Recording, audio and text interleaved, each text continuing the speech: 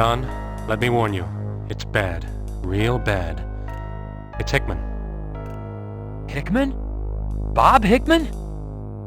He's been badly mutilated, John. Tortured, really. My God, Sam. Has Bob's wife, Catherine, been informed? When the call came in, I was told Hickman's captain was headed to their house. They have a little girl, don't they? Yeah, Valerie. Her name is Valerie. Look, John, I know you and Bob went back a long way. A long way? Hell, Sam, Bob and I went through the academy together. We shared a ride for 5 years. I'm that little girl's godfather. Sam, Bob was my best friend. Yeah, you could say we went back a long way. I'm sorry, John, Yeah, I'm sorry too.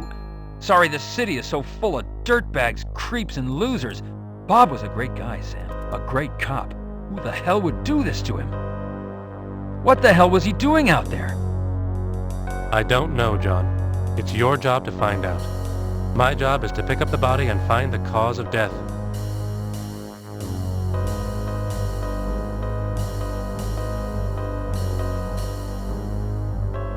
Your badge is a symbol of your commitment and your identification. It's your Parker Center identification badge.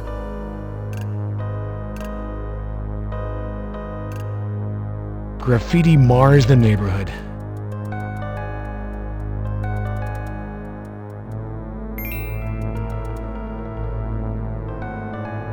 Graffiti is often left behind by gangs. Recording the symbol could prove useful.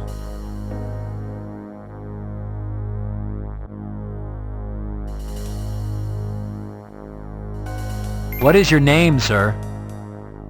Jack. To Jack.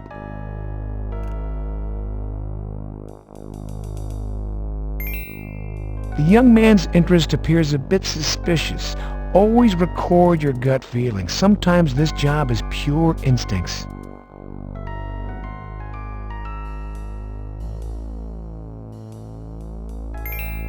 Hello, I'm Detective Carey, LAPD. Would you mind answering a question or two?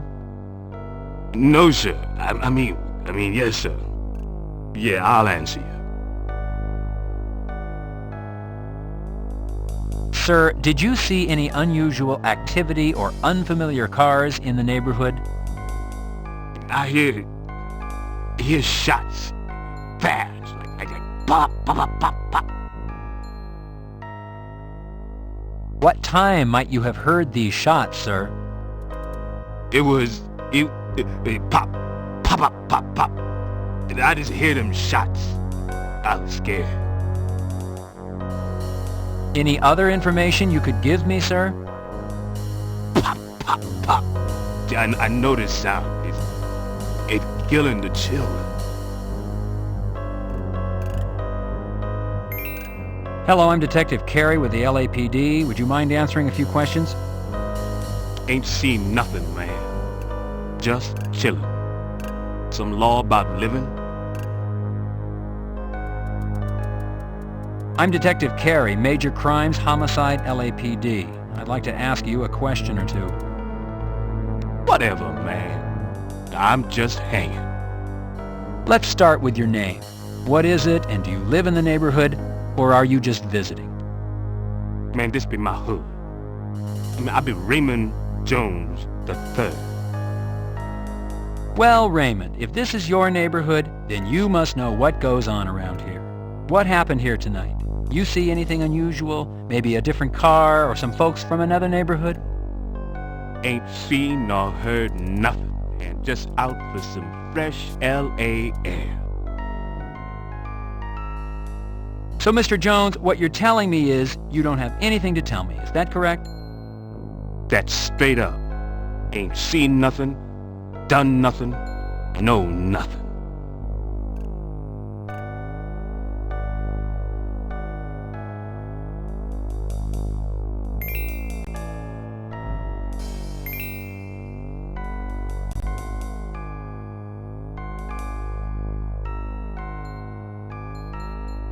It's the Lucky Mini Mart dumpster.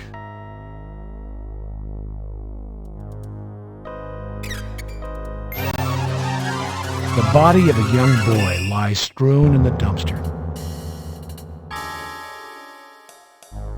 Bullet wounds puncture the boy's body. He looks no more than 6 or 7 years of age.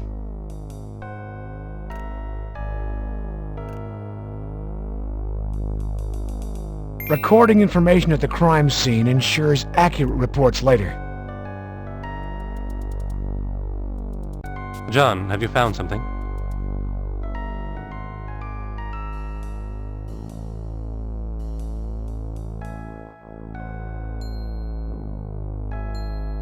The tortured and tormented body of Bob Hickman, LAPD, lies lifeless among the alley debris, an obvious case of felonious homicide. A gruesome sight. Contusions and burn marks appear on Hickman's abused body. A lipstick-stained cigarette lies near Hickman's body.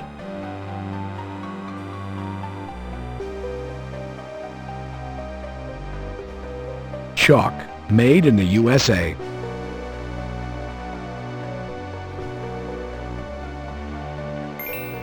Detective, this cigarette could be evidence.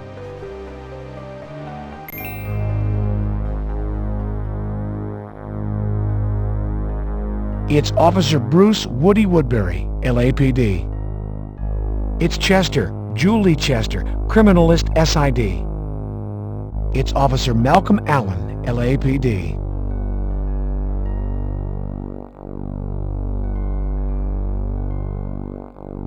The tortured and tormented...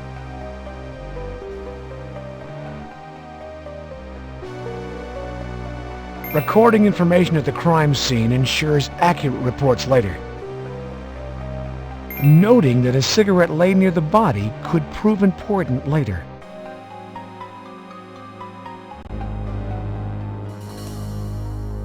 Officer Woodbury, when we're finished here, I want the neighborhood canvassed to see if anyone's missing a child, but has not reported it yet.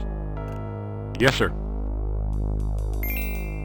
Officer Woodbury, I'm taking over as lead investigator. Yes, sir, Detective Carey. I have my crime scene log for you.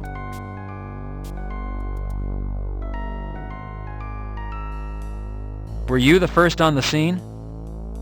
Yes, sir. Officer Allen and I were on patrol. He was driving. As we passed the alley, I looked to my right. I saw the body. We radioed it in, stopped, set up the perimeter. I didn't know it was Hickman until we got up to the body. I can tell you, sir, I was shocked. He was the last person I expected to see. He was a fine officer. It looks like it's going to be a busy night for you, Chester. Unfortunately, our streets are being taken over by violence. Innocent people being killed. It's uncivilized, sir.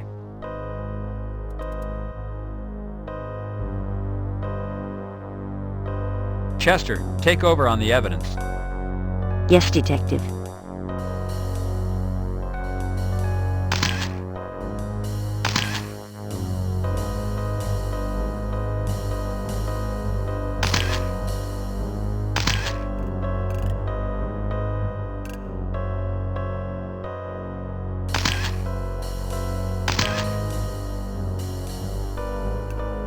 Whenever you're ready, fellas, I'm finished.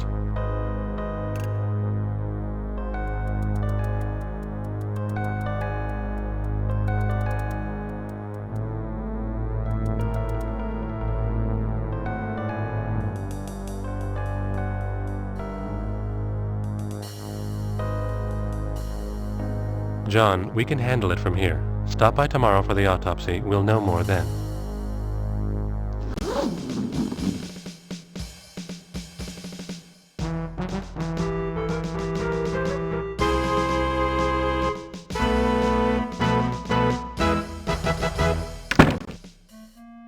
Harry Hickman's death isn't just your personal tragedy.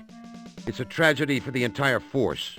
We've lost a friend, a father, and one damn good cop. As you know, you've been assigned the lead investigator on this case, and I'm going to be looking to you for answers. I'm going to ask you to put aside your personal feelings and deal with this investigation in a professional manner. If you don't think you're up to it, I want to know now. Neither you, the public, nor the department can withstand not knowing the truth. I want you to comb that neighborhood. I want every rock turned over and every person interviewed. Remember, Hickman was not the only fatality tonight. The family of that boy is grieving also.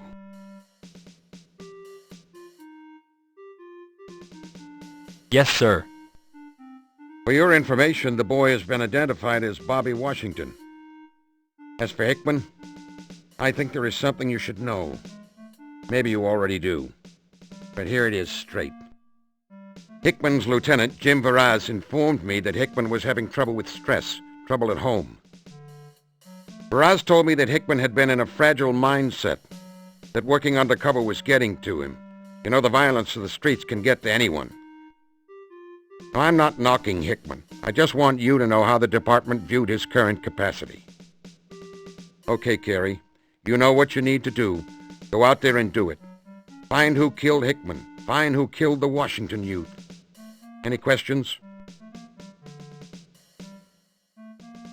No, Lieutenant. All right, then. Get to work. And, Carey, when you see Catherine, please extend my deepest sympathies.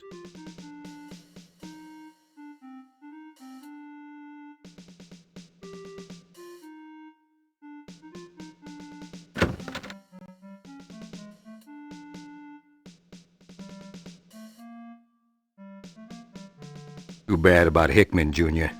Guess this hit you pretty hard, huh? Well, hell, don't let it. Damn scumbags out there. They're just goddamn lucky I'm a desk jockey. If I was on the street, I'd whip their collective disrespectful butts. You know, Junior, this case is gonna generate a lot of paperwork and a lot of calling.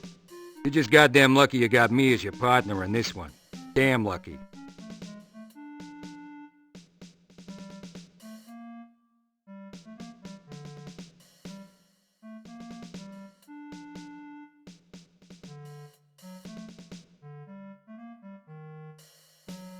It's your very own desk. It's your very own homemade placeholder with your name on it.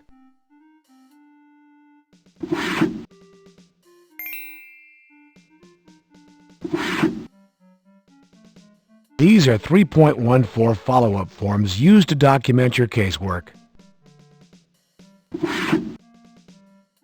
You take a 3.14 follow-up report form out of your desk drawer,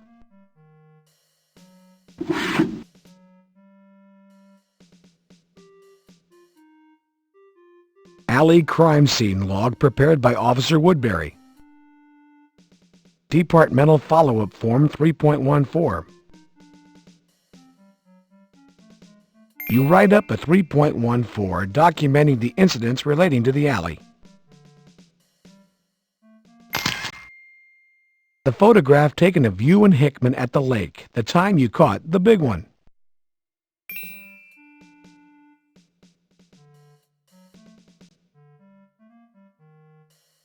A memo from Lieutenant Block.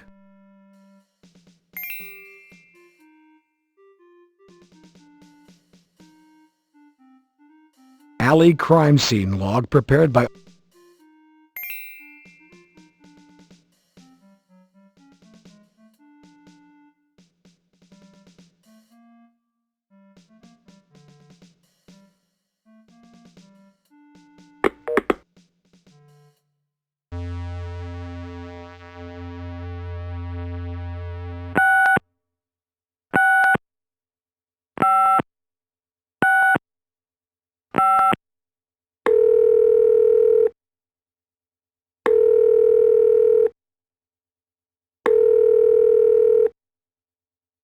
Crash Unit, Barnes speaking. Hello, this is Detective Carey over at Major Crimes, Homicide. Is Lieutenant Varese there? No, he's out in the field. How about I tell him you called? That would be fine, thank you.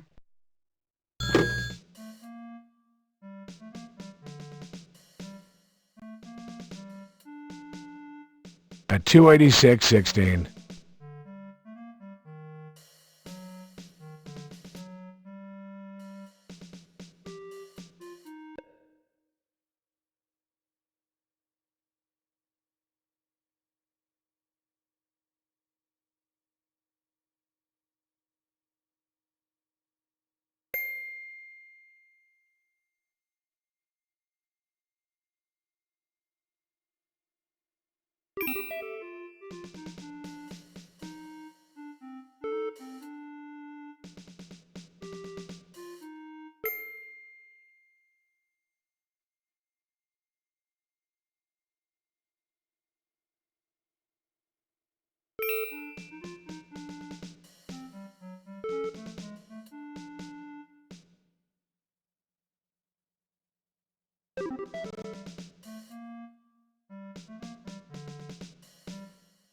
It's Detective Philip Jerica, originally from Houston, Texas, and a damn fine cop.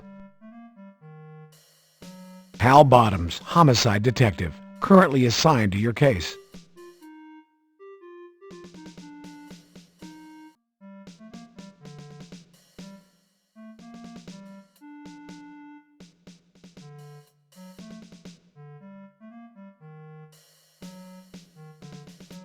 Completed 3.14 follow-up report documenting all incidents relating to the alley. Alley crime scene log prepared by Officer Woodbury.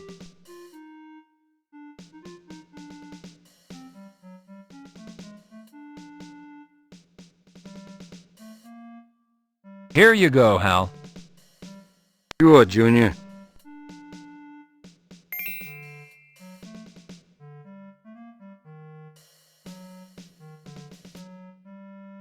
Everybody's got to qualify, Junior. What's the problem?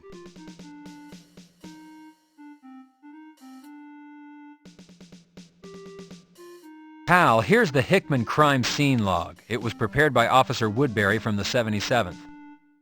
Hey, you're damn lucky you got me taking care of this book, Junior. Damn lucky.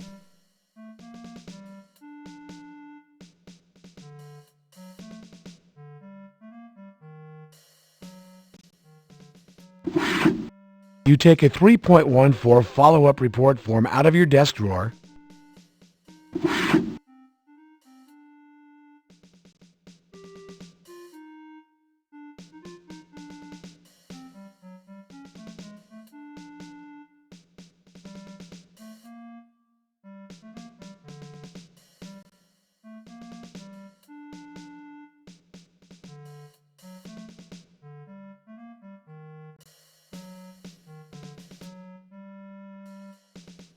You call the elevator.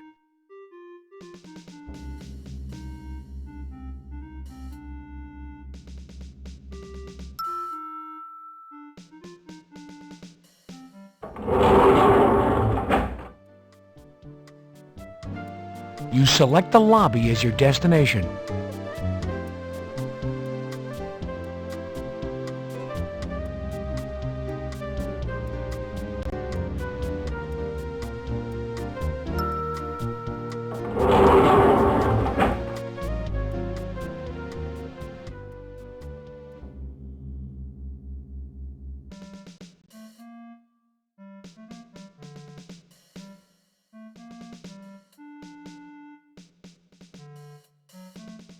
Feeling pretty bad, Detective? Maybe the wife and I could set you up with one of her single friends. You could come over for dinner, you know, informal-like. Feeling pretty bad, Detective? Hello, Bill. How's it going, Detective?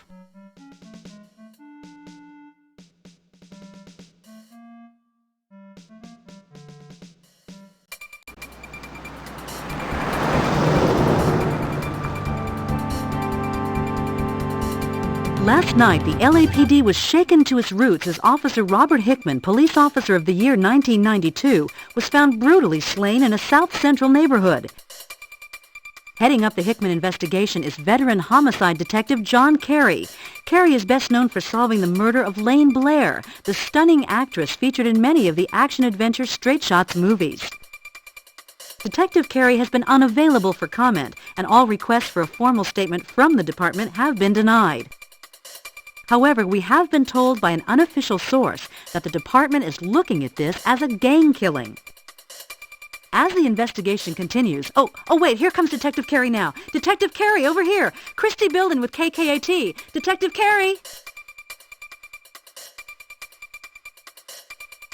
Detective Carey, would you care to make a statement concerning the murder of Officer Hickman?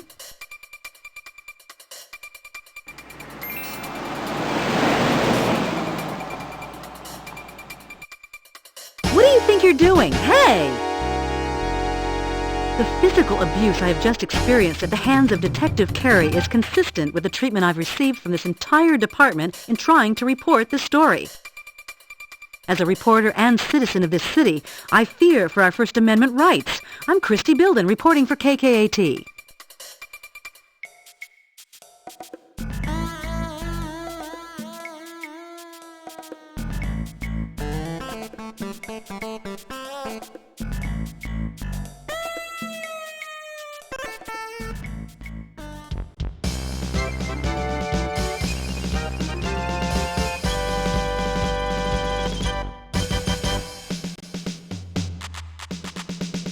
Carrie, you're in luck. The range is open. You turn the knob and open the door, Detective. Howdy, partner. You're here mighty early. Ain't scheduled to qualify till Wednesday. You planning on a little practice shooting today?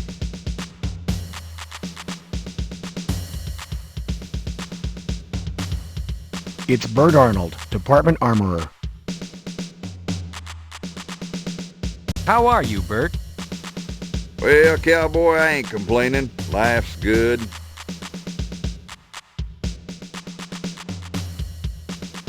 Those are qualification forms. Hey there, partner. What you reaching for?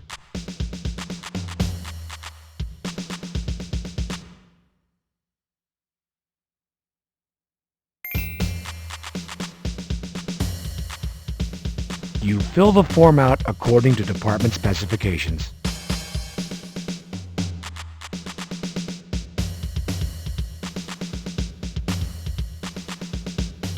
Filled out and ready to go, Bert. Thank you, partner. City ain't rich, partner. Pony up.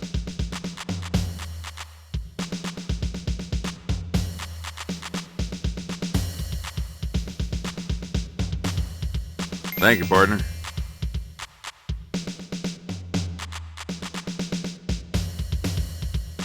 You pick up the headgear.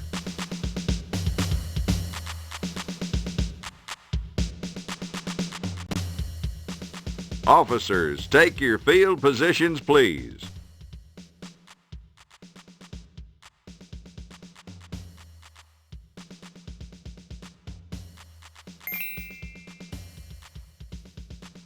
Officers, headgear on.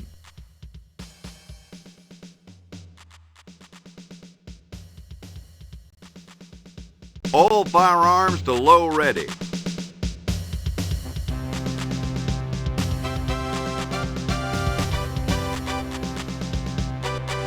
No need to reload. Your Beretta 92F is fully loaded. No need. Phase 1 to low ready. Ready on the right, ready on the left. Attention.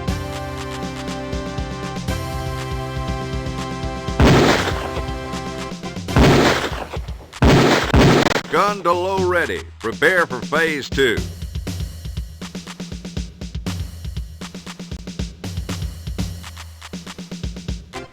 Phase 2. Ready on the right, ready on the left. Attention.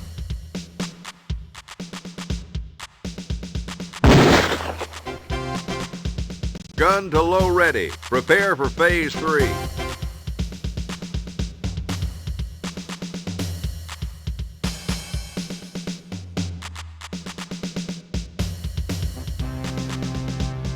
Officers, reload.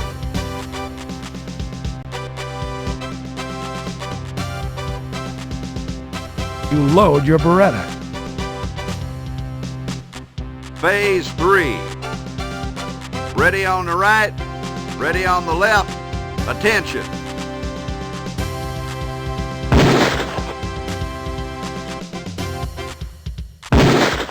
Gun to low ready. Prepare for phase 4.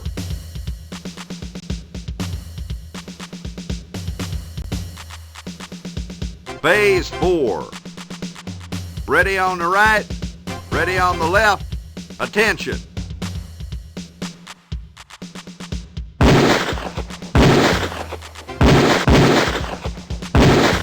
Gun to low ready. Prepare for phase 5.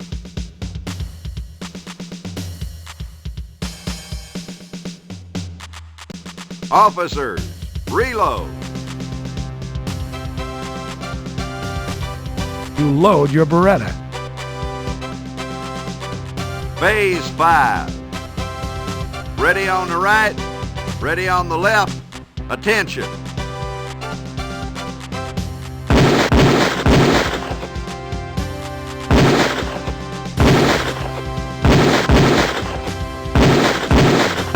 Gun to low ready. Prepare for Phase 6.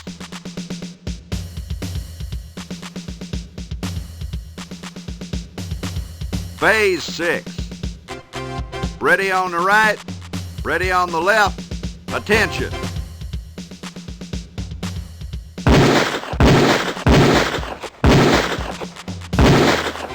Holster all firearms.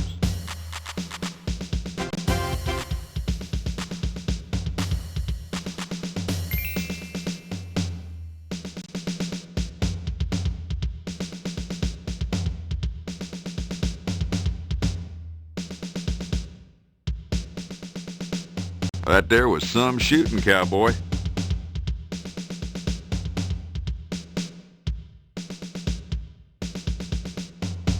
Thank you, partner.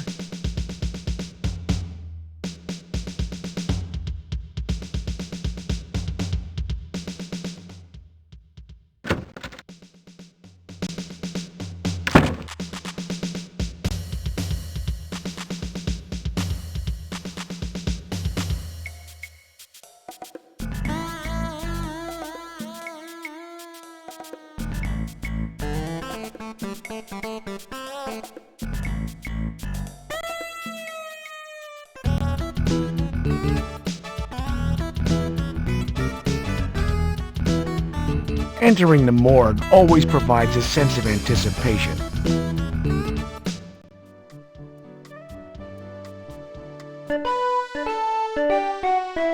Hi, Detective Carey. It's Sherry Moore, the girl everyone adores.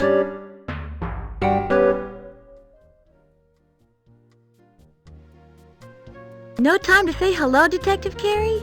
Wow, you must be real busy. You can go on in, Detective Carey.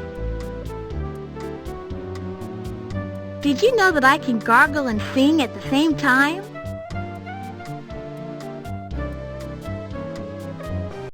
Hello, Detective Carey. Do you like my jokes? I don't know. Well, that's okay, 'cause I got 1,000,000 of them.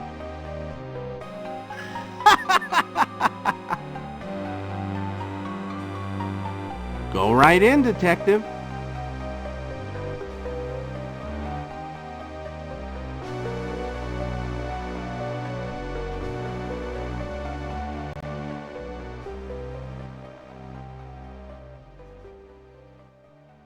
Hello, John. Hello, Sam. I'd like to ask you a few questions, Sam. You got a minute? You bet, John. Fire away.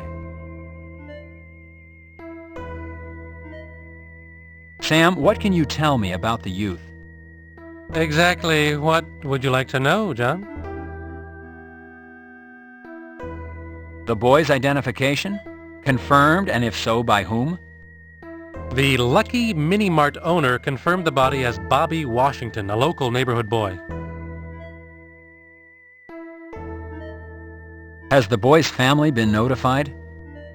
Yes, and as I am sure you can imagine, the mother is near hysterics. Her name is Bernadette Washington, and she lives around the corner from the alley. Sam, do you have a preliminary on the boy's cause of death? I counted 17 points of entry, John. The boy was mowed down, execution style. Cause of death, gang violence if you want a personal opinion. Professional opinion, the youth was killed by gunshot wounds to the head and body.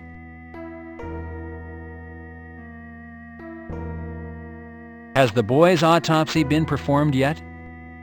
Yes, it was, John. I was able to pull 3 slugs out of the body. They look like 9mm. I've sent them over to SID for a ballistics check. The body is in cold storage, waiting for the family.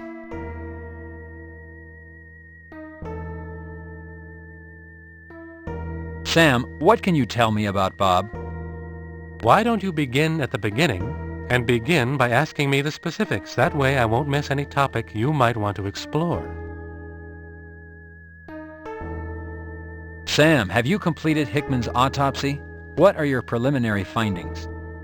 The autopsy is complete. Beyond the surface evidence, I found a ruptured gastrointestinal tract. Fluids were sampled, and I'm having toxicology tests run, including all known poisons. Sam, will you go over the physical marks found on the body? Yes, there are 2 injection marks on the upper left arm, the burn marks to the face and upper torso, the epoxied eyes, the missing index finger, and then there are restraint marks. Sam, will you go over the physical marks found on the body? Yes, there are 2 injection marks on the upper left arm, the burn marks to the face and upper torso, the epoxied eyes, the missing index finger, and then there are restraint marks. The restraint marks appear where you would most expect to find them, on the ankles and the wrists. At these points I found fibrous material, all very consistent with what you would expect to find at a torture scene. Sam, what can you tell me about the body lividity? Lividity appears 2 places on the body, first and most notably on the buttocks. This would indicate to me that Hickman died while sitting and then was left in that position for a period of time. Or, once killed, he was moved to a sitting position and then left for a time. The second area of lividity appears on the upper back and shoulder area, and I believe resulted from the time the body spent in the alley.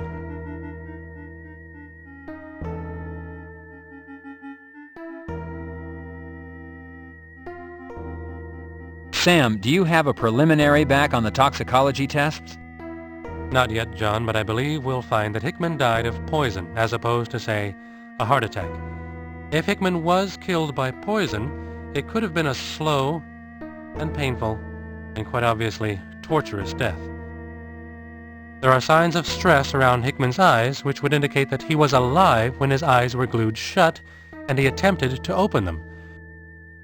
Also, the burn marks on the face are a bit irregular, not perfectly round. This could be attributed to Hickman jerking or pulling away as his face and body were burned. All in all, a gruesome end.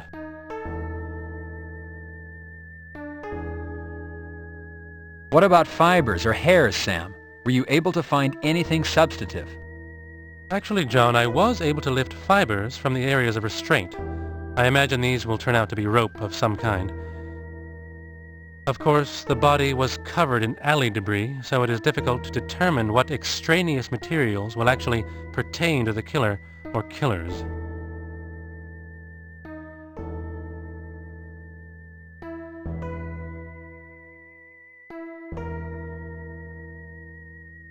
This counter contains a very large sink. 6-inch utility knife, limb saw, fillet knife, a zipper, and various forceps and scissors cover the tray.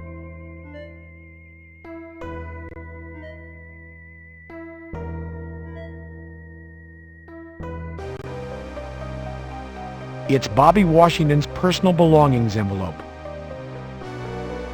You pick up Bobby Washington's personal belongings envelope.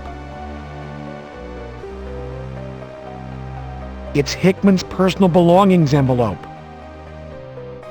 You pick up Hickman's personal belongings envelope. See ya, Detective. Goodbye, and have a nice day, Detective Carey.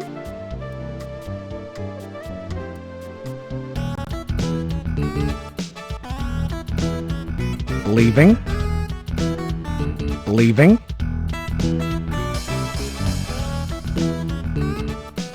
Once again, you've forgotten to lock it. It's open.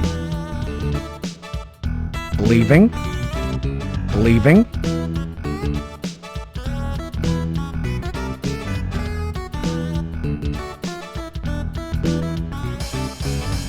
Where are you going? Your car is parked. Leaving. Leaving. Leaving.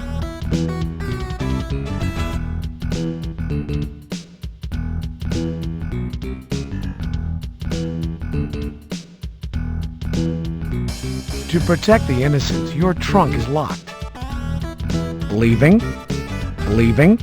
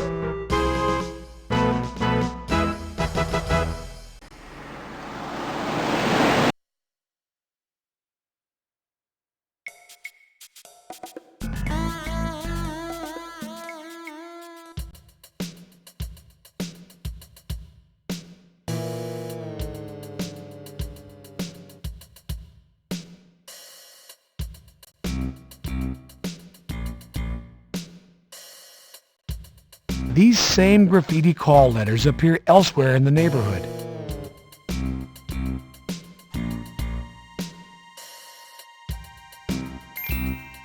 Recognizing the graffiti, you make a notation. It appears that slugs from a firearm are lodged in the wall.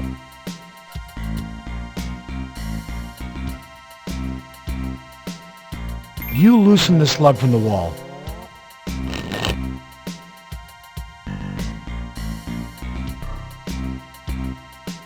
Be more specific.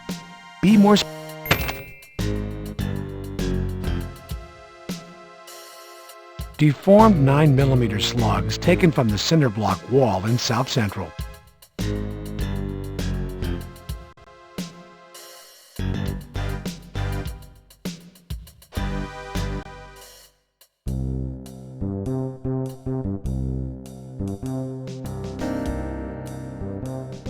I'm Detective Carey, LAPD, homicide.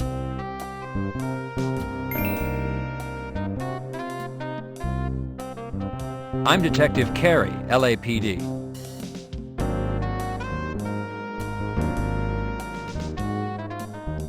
I'd like to ask you fellas a couple of questions.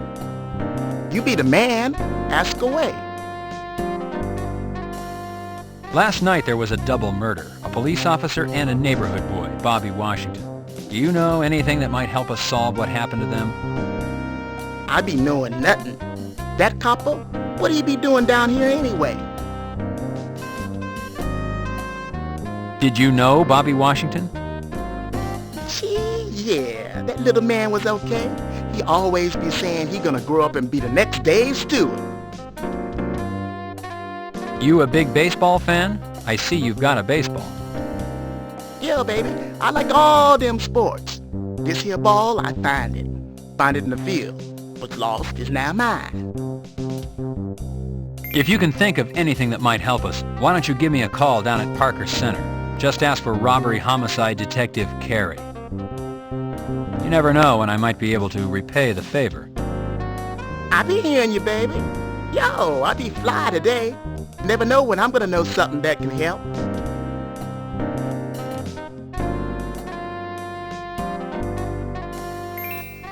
What's your name, young man? Emo Jones. Do you live in the neighborhood, Emo? You have an address, maybe a phone number? Yeah, I live here. 162 South Florence. No phone.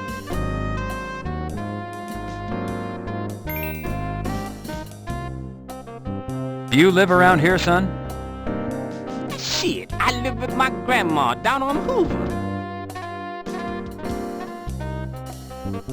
Son, what is your name? Herbie Lewis.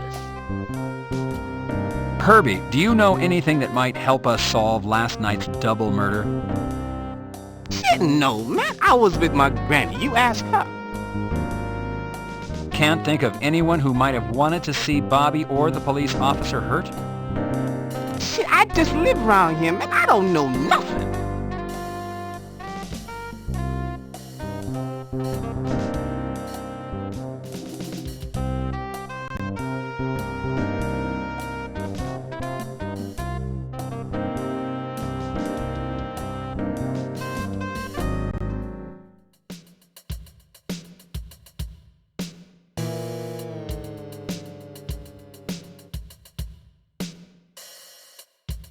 I'm Detective Carey, LAPD. I saw you last night in the alley.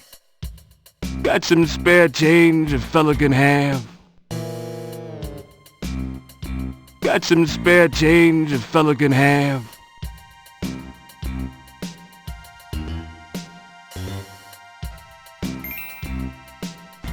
God bless you. You're very kind. You know, that kid, he was gonna be a ball player, man. The big leagues he was.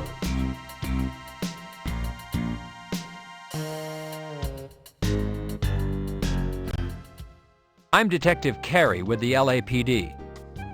Everybody know who you are. You big cop. Bring big trouble.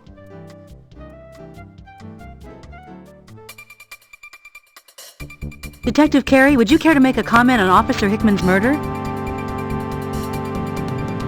No comment. What are you doing? Hey! Not too smart, big policeman. You push go on TV. Oh, it wasn't like that. You see,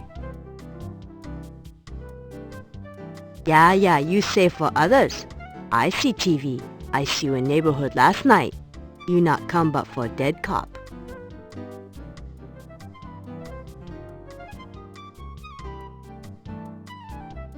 Can you tell me your name and what your position is here?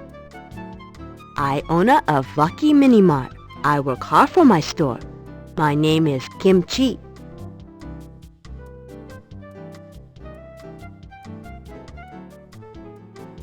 I'd like to ask you a few questions. Okay, you ask. You said you saw me last night. Did you happen to see anything else? Anything out of the ordinary, such as different people or cars in the neighborhood? I already told police all I know. Well, if you think of anything, I'd appreciate hearing from you. Just call me at Parker Center. Ask for Robbery Homicide, Detective Carey. By the way, Miss Chi, did you know Bobby Washington? He was good boy. Always help me for free.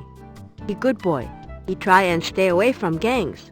No trouble. Bobby good boy. Is there anything else you could tell me about Bobby, Miss Chi? What to tell? Boy's either good or bad. Good boy. Amico glue, industrial strength.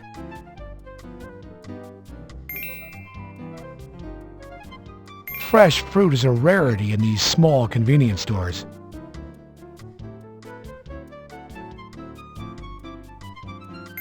You smart. You know a good buy when you see it. You shop here again.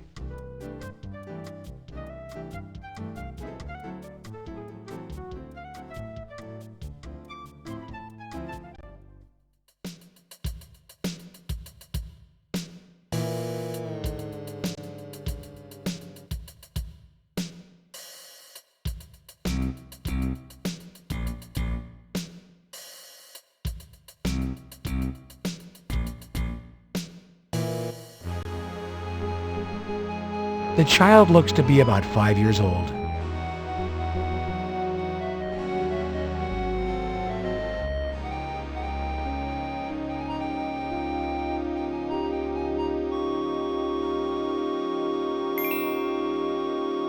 I'm a police officer. My name is Detective Carey.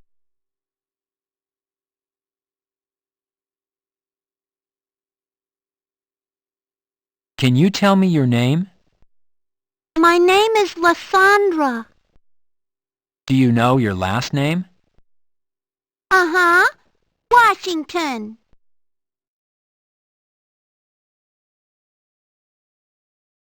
Can you tell me where you live? I don't know. I live down the street. How are you today? Taking your doll out for a walk? Me and my dolly are having a tea party. So it's tea time. We don't have real tea and cookies. We're pretending.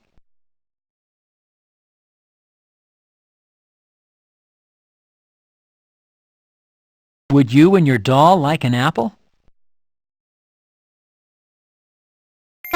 Ew.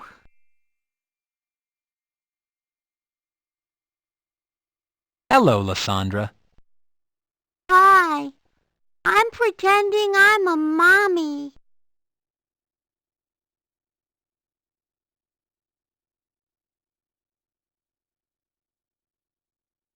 Mrs. Bernadette Washington, mother of Bobby and Lysandra. Bob Hickman's personal belongings envelope from the coroner's office. The weight of the envelope indicates there are many items within.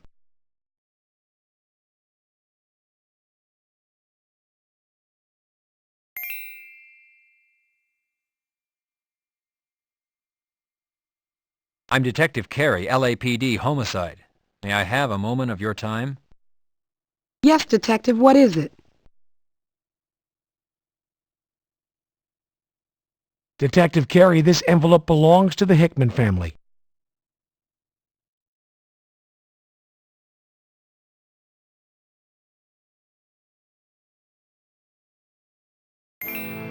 Mrs. Washington, these are the items found on Bobby's person the night he was killed. I'm so sorry, ma'am. Thank you.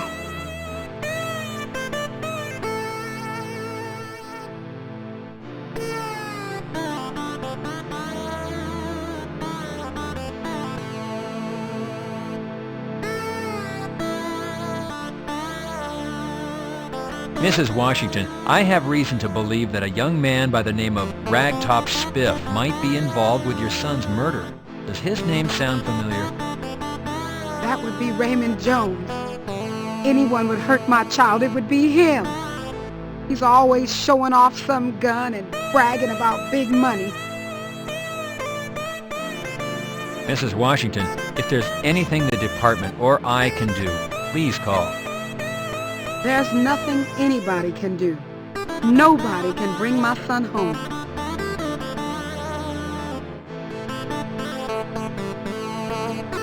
Mrs. Washington, can you tell me when you last saw Bobby? Was he with friends? Did he tell you where he was going? He was heading out to play ball. He loved baseball. He always told me he was going to make me proud. He was going to be in the major leagues. He was a good boy, Detective. Never caused me any trouble. He was the man around this house. He was my little man. Mrs. Washington, what time of day did you last see Bobby? He left the house after dinner, maybe around 6:30. Headed over to the field to play ball. He was always over there practicing his pitching.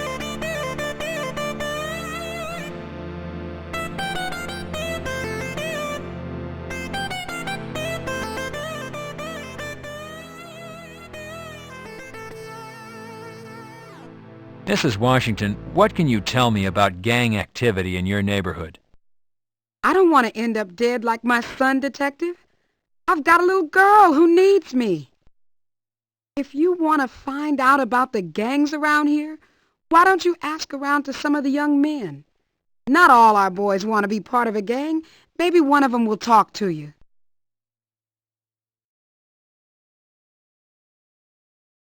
Mrs. Washington, is there anything the department can do for you? You can find who killed my son. You can make these streets safe for the children.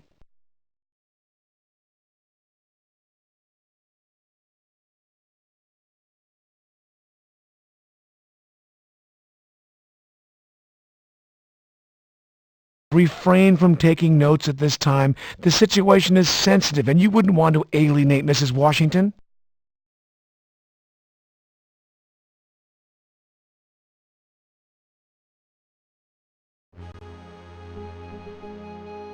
Hello, Lysandra.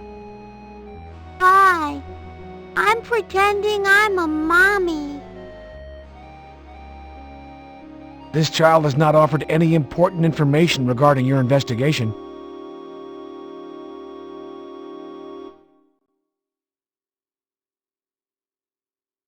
Mrs. Washington, if there's anything the department or I can... There's no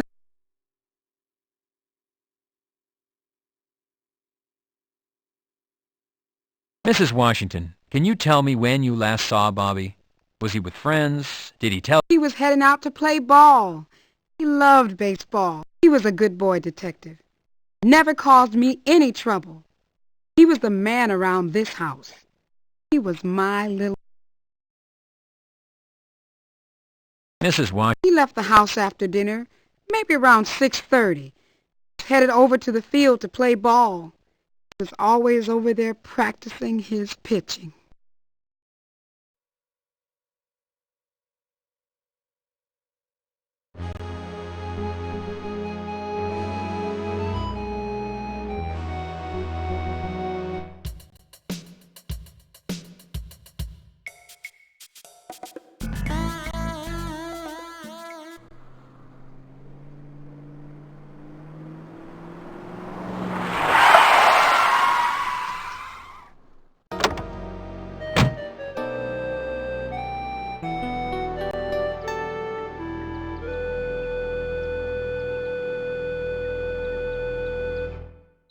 Knocking seems less intrusive than ringing the doorbell.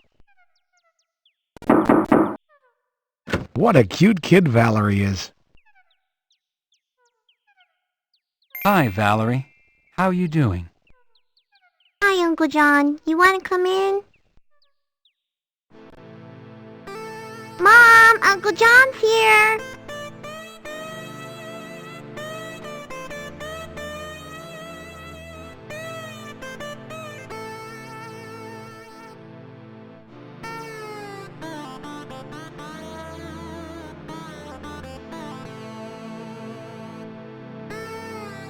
It appears to be Bob's personal items from work.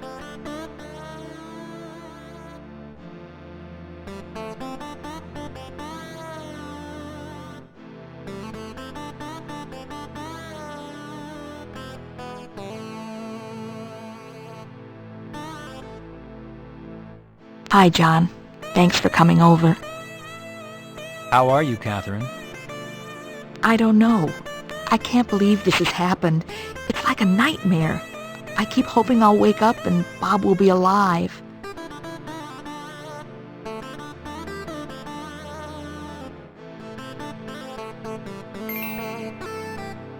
Catherine, these are Bob's personal effects. They were released by the deputy coroner. Thank you, John. Is his wedding band included? I didn't open it, Catherine. I don't know. John, this was Bob's Kevlar vest. I'd like you to have it. Maybe it will keep you safe. Thank you, Catherine.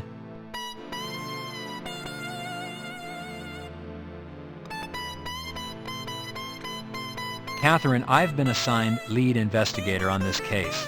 I need to ask you some questions. Are you feeling up to it? I suppose so, John. I just can't believe this is happening. I don't know what to do.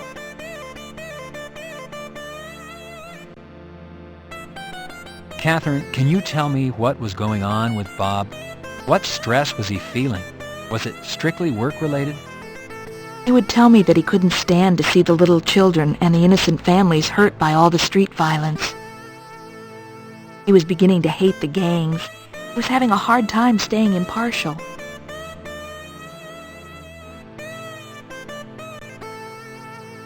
Catherine, Bob's gun was not found at the scene.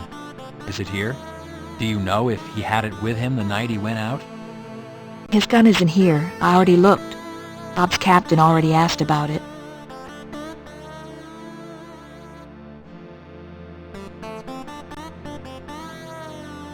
Catherine, I can't go into the details of Bob's death due to the investigation, but if you have any questions, I'll try and answer them. That's all right, John. I spoke with that lovely Miss Moore and Mr. Nobles at the coroner's office. I know all I need to.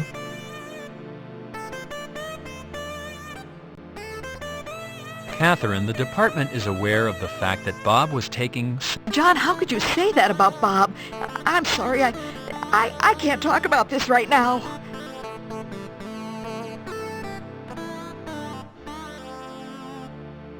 Valerie, do you understand what's happened?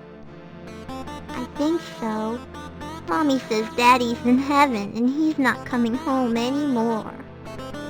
You know, Val, that you always have your Uncle John if you need anything, right?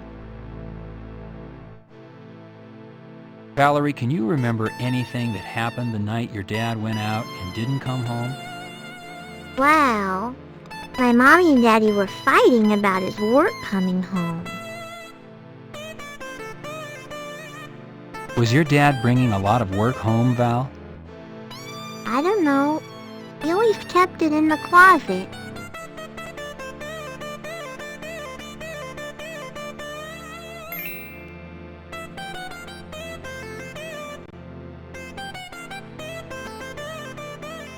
Reaching into the pocket, you discover a prescription bottle.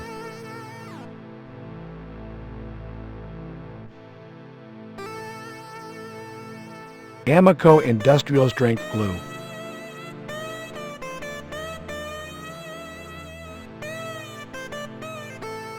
Reaching into the pocket, you discover pocket lint. Reaching into the pocket. Bye, Uncle John.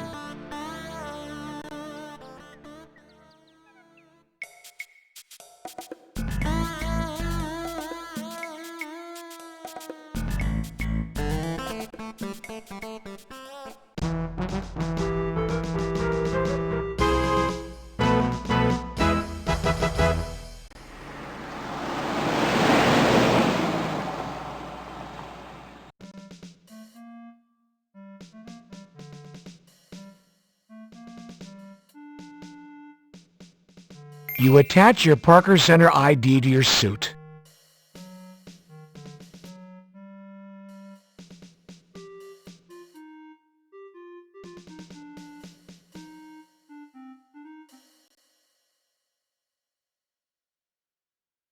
You press the button to call the elevator.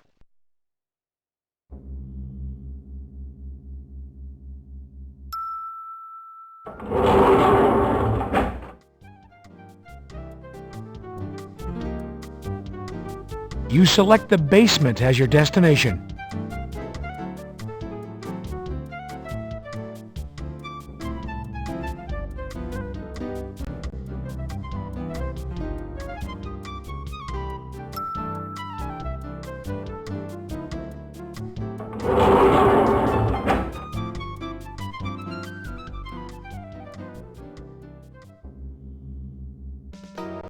Hello, Detective. How can I help you? Julie Chester, SID Criminalist, LAPD.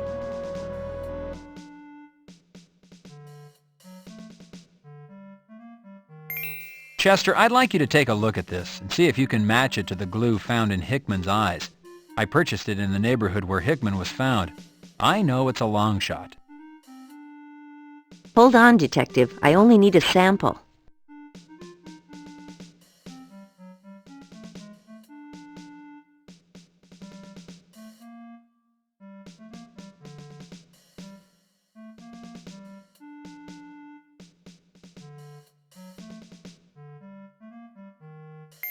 Chester, I found these at Hickman's. Apparently he was taking them regularly. Could he have overdosed on these things? Detective, these are Valium, 5 milligrams. Hickman weighed, what would you say, 170 pounds? Hickman would have to have taken what's left in this bottle and coupled it with something else to have killed himself. No, these didn't have anything to do with his death. See you later, Detective Carey.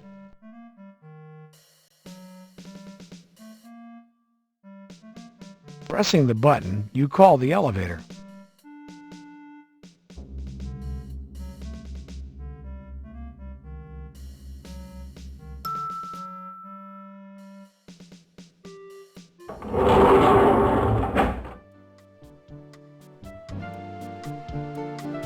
You select the 4th floor as your destination.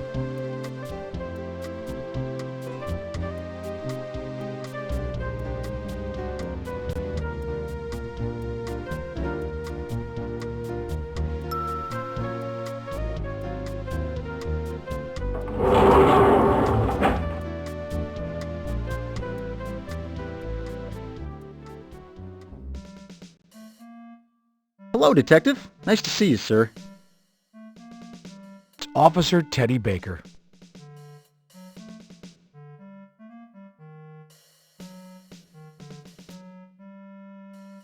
Detective Carey, how would you like these handled? I'd like a ballistics check run on them.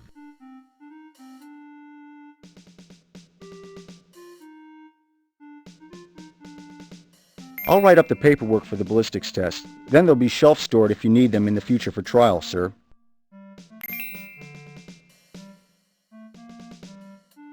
I'll have this filled out in a second, sir.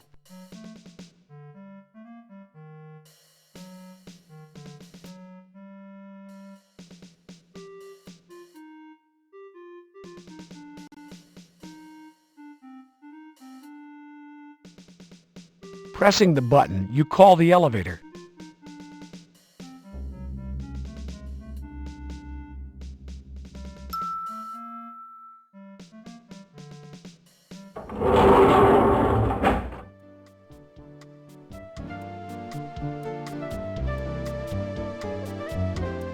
You select the 3rd floor as your destination.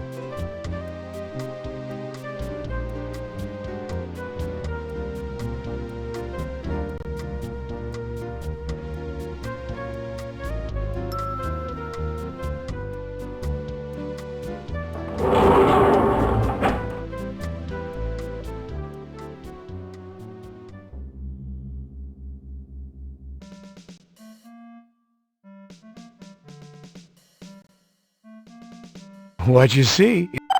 It's your... What?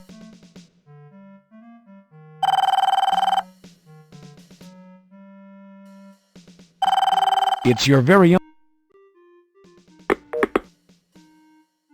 Hello, robbery homicide. This is Detective Carey. May I help you? Yo, baby, what's up? Be emo. You be wanting a piece of the straight action, huh? I got the news for you. I know some straight-up talk. Yo, baby, yo, you hear me talking? Yes, Emo, I'm here. Are you telling me that you have information concerning last night's murders? Straight up, baby. I'll be waiting by the field if you be interested.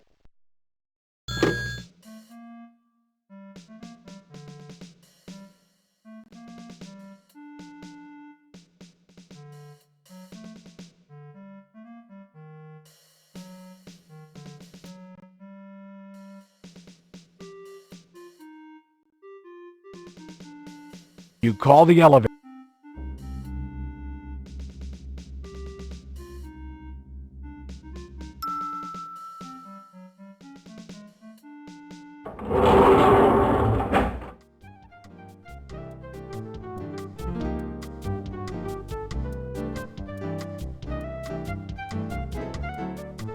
You select the lobby as your destination.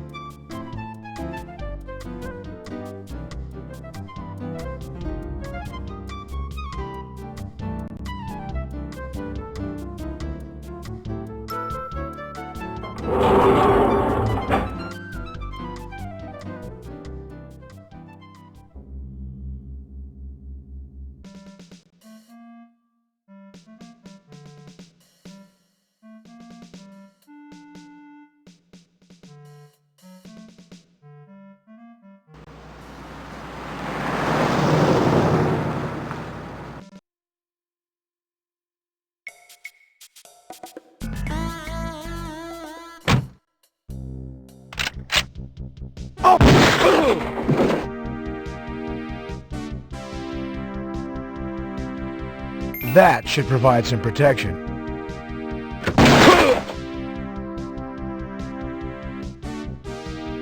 You're hit. Lucky it's only a graze. You're hit. You unlock the shotgun carry.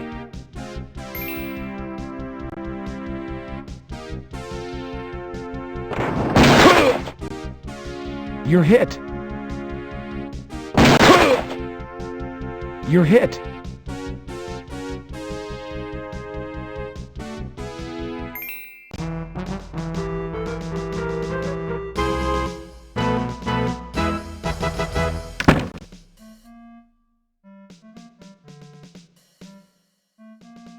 So what's it going to be, Carey? You going to act like a pro or a spoiled brat? Have I made a mistake in assigning you a lead investigator on this case? No, sir, I'll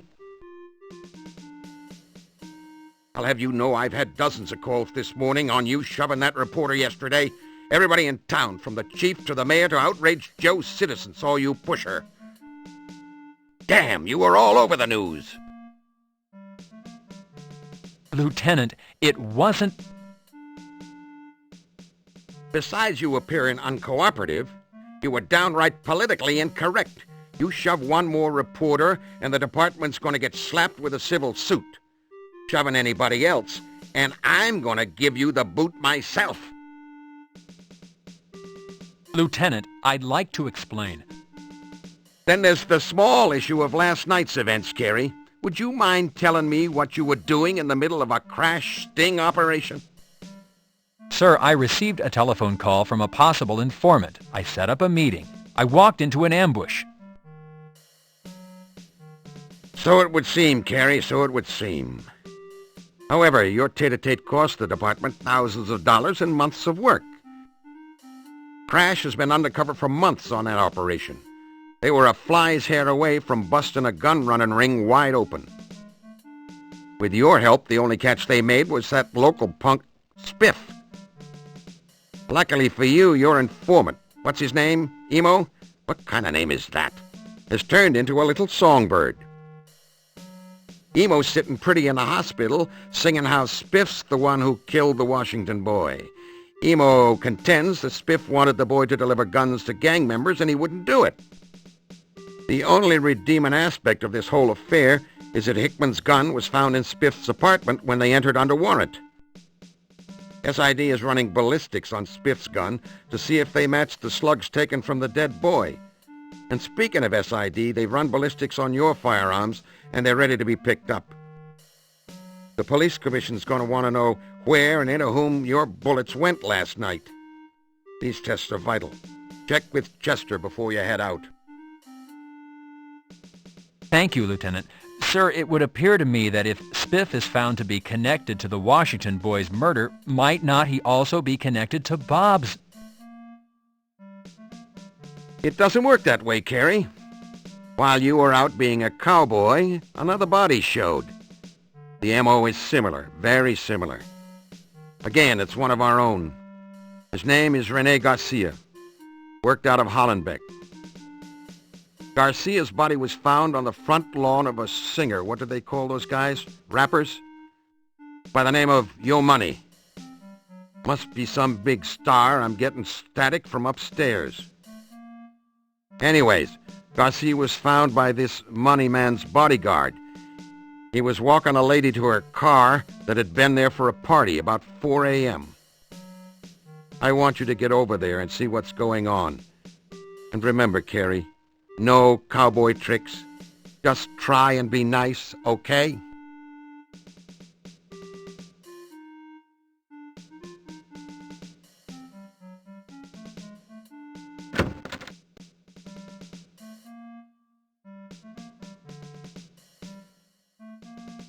Yeah? You can just drop dead. Goddamn broads. Hey, Junior, that was quite a shootout last night. Heard all about it. You're goddamn lucky one of those punks didn't blow your head off. I want you to listen up, Junior.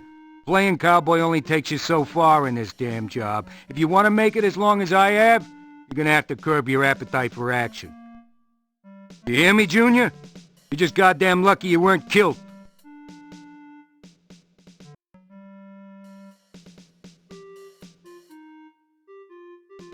You complete a 3.14 documenting the gunfight and the players involved in the ambush. What?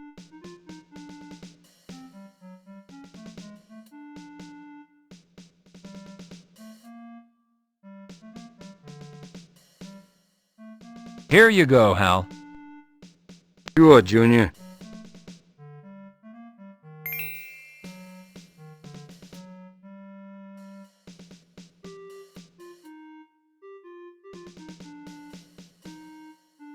It's your...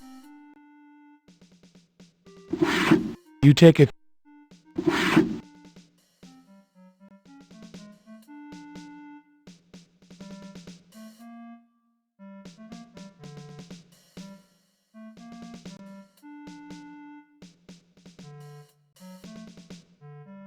You call the elevator.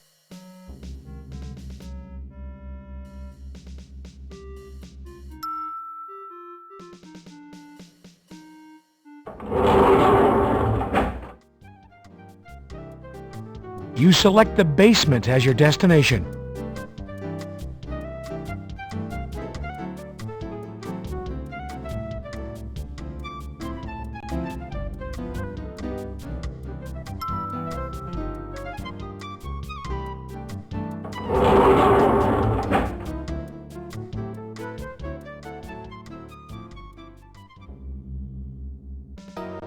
Hello, Detective. Here to pick up your firearms? They're all ready.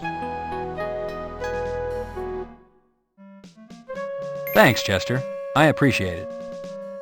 You know, Detective, Nobles and I are heading over to the shortstop tonight for a beer. Would you care to join us? Are you asking me out on a date, Chester? Not in your wildest dreams, Detective. Don't forget the shortstop tonight, Detective.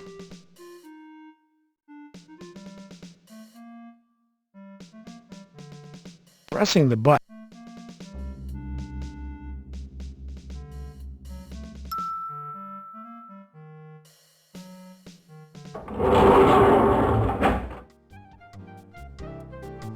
You select the lobby as your destination.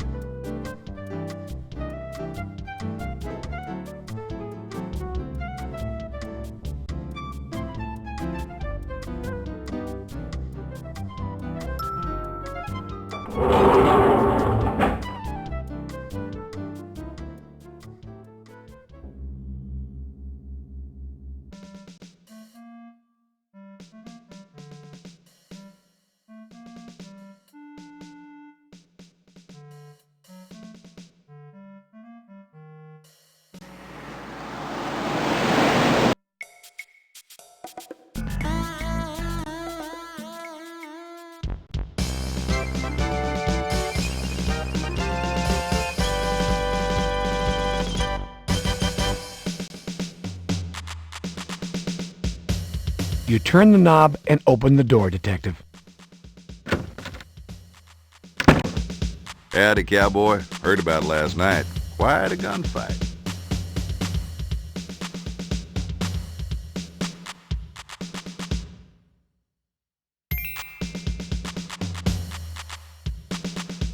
You fill the...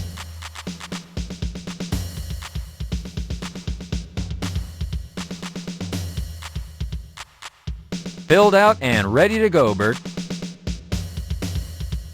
Thank you, partner.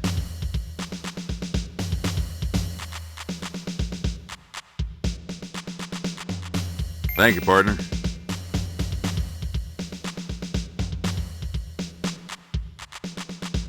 You pick up the headgear.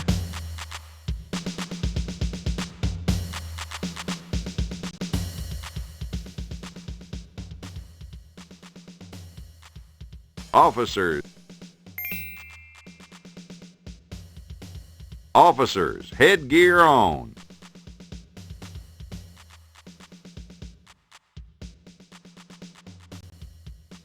All firearms to low ready.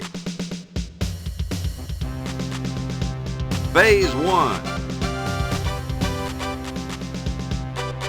Ready on the right, ready on the left. Attention.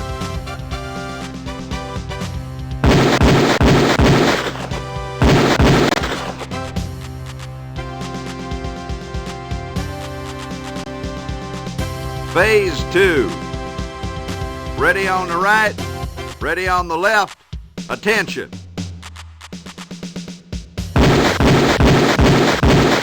Gun to low ready. Prepare for Phase 3.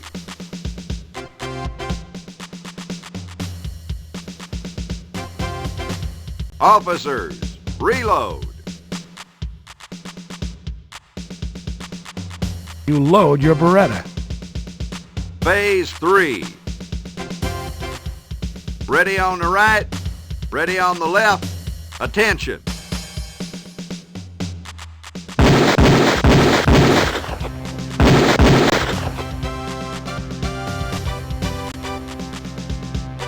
Phase 4. Ready on the right, Ready on the left. Attention.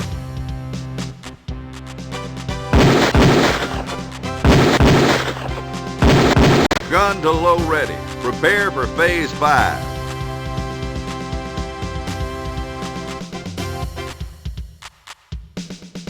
Officers, reload. You load your Beretta. Phase 5.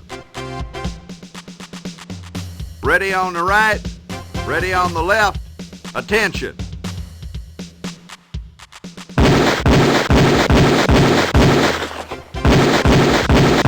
Gun to low ready. Prepare for phase 6.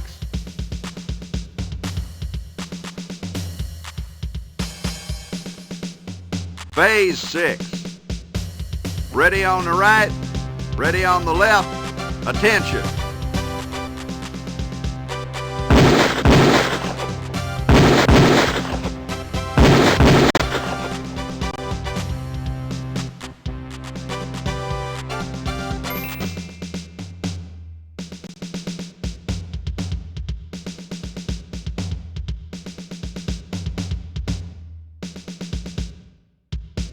That there was some shooting, cowboy.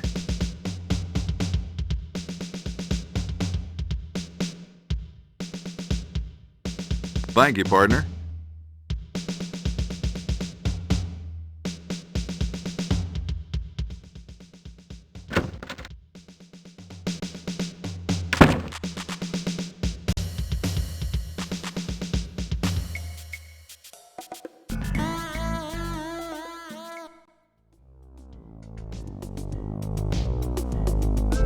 The body outline of Officer Rene Garcia.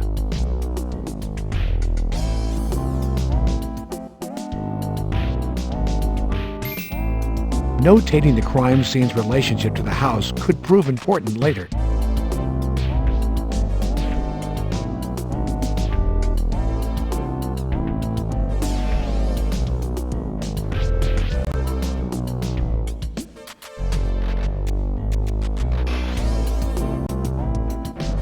It looks like a woman's shoe.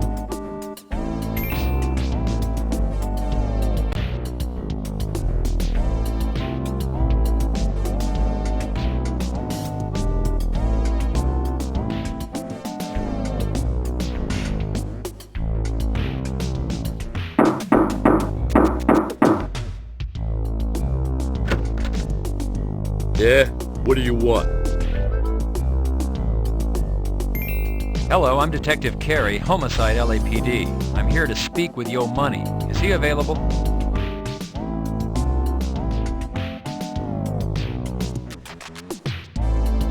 So you got a shoe. What about it? I found it in the flower bed by the crime scene. Have you seen it before? You implying it's mine or something? I'm merely asking if you've seen this shoe before. Well, hey, yo, you put it that way, no. I ain't seen it before. Unless, of course, it was on some babe's foot. Babe's foot? Could you clarify that for me? What babe? Shit, man. There's so many coming and going all day and night. I mean, who knows their name? Is Yo Money available? I need to speak with him. Come on in. Yo Money's been wanting to talk to you cops.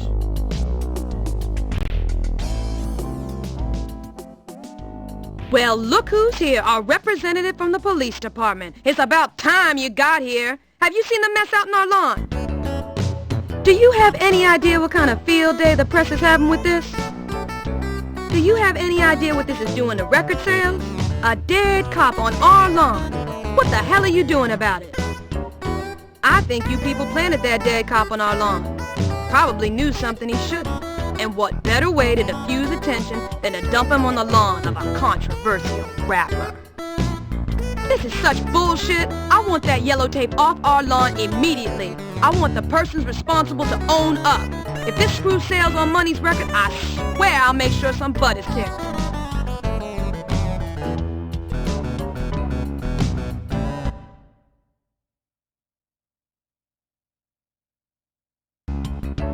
Please calm down, miss. I'm here to discuss the situation. Oh, yeah? Well then, let's hear it. I'd like to start by asking a few questions. I have nothing...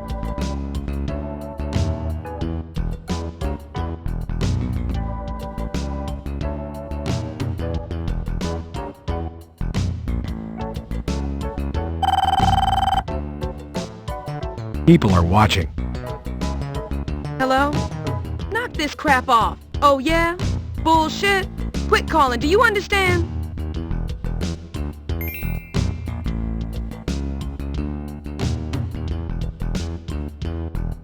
Do you recognize this shoe? I found it in the flower bed out front. What are you saying? I'm some kind of cheap cow? Where do you get off? No, I didn't mean to insult you. I found this in close proximity to where the body was found. Well, it's not mine. I wouldn't wear such a cheap piece of trash. If you're gonna insult me, you better leave now. Money, this shoe was found in your front flower bed. Do you know where it might have come from? Well, lots of booty coming and going around here. Could you clarify yourself, Money? Ladies, babes, booties, strippers. Say, man, women. We got lots of women coming in and out of here. Yeah? I told you to quit calling us. Listen to me. You quit calling here. Do you understand?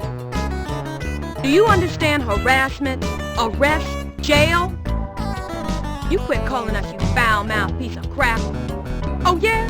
Well, go to hell. Go to hell.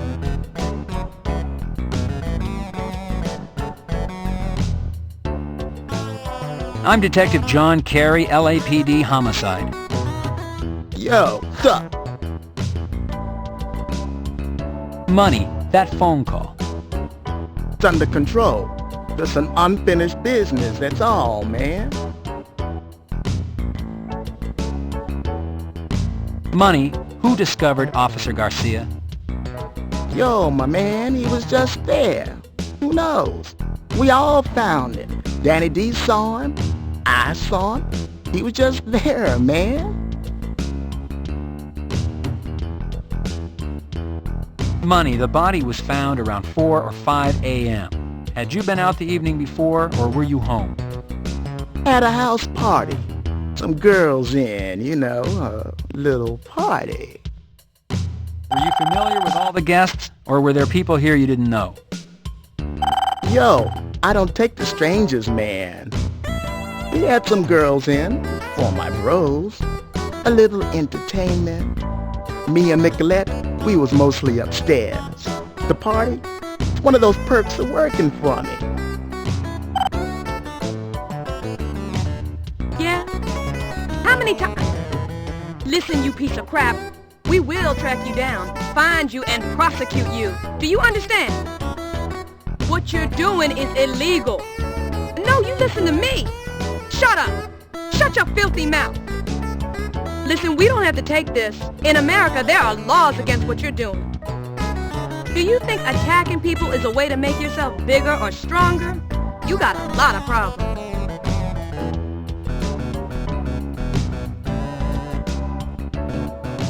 Later, man.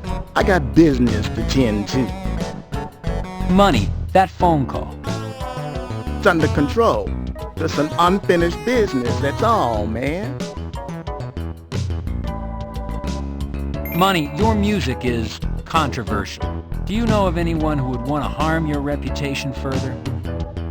Shit, man. Everybody's got enemies. Ain't no different with me. Well, have you recently experienced any problems through the mail, telephone calls? There's this Nazi dude. Doesn't like to see a brother doing well.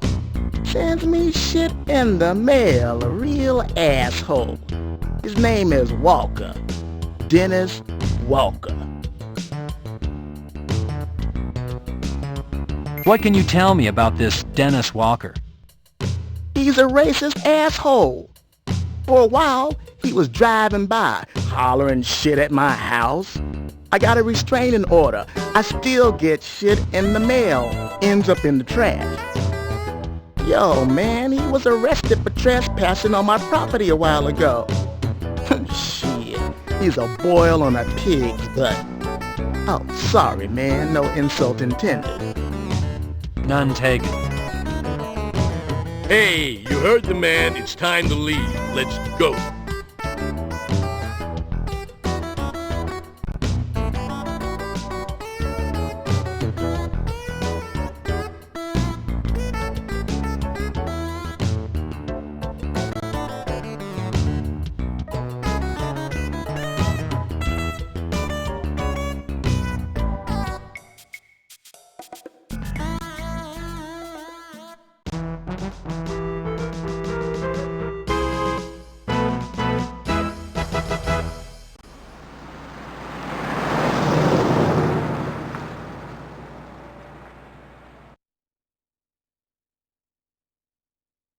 Menthol Garden cigarette, taken from the ashtray at Yo Money's house.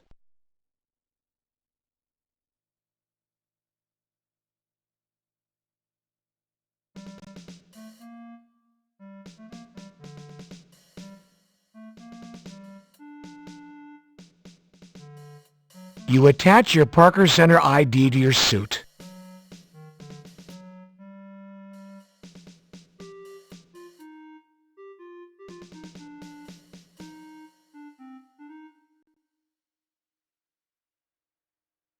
You press the button.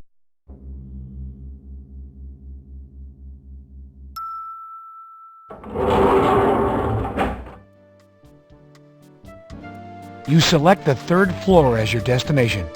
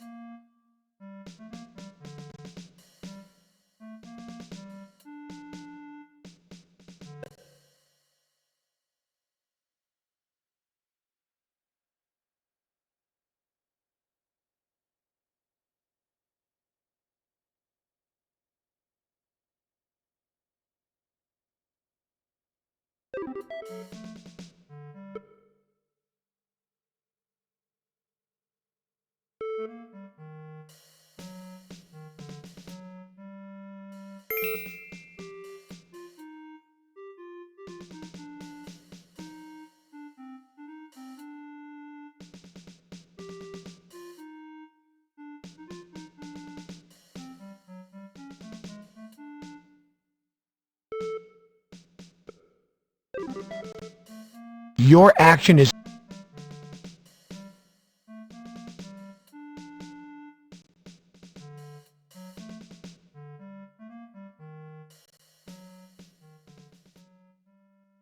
you call the elevator.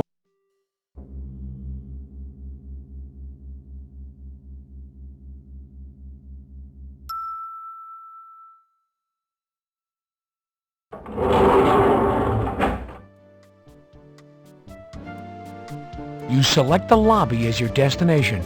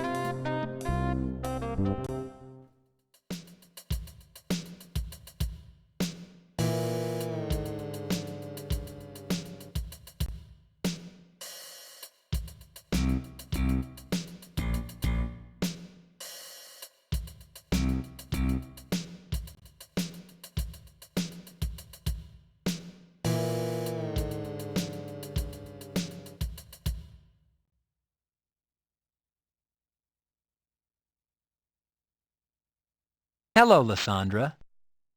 Do you want to know a secret? I see a real pretty lady in the alley. I seen her when my brother was dead.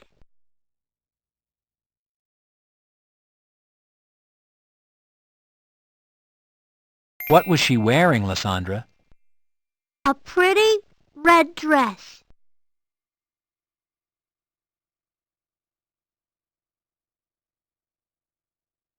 What is it you wish to notate?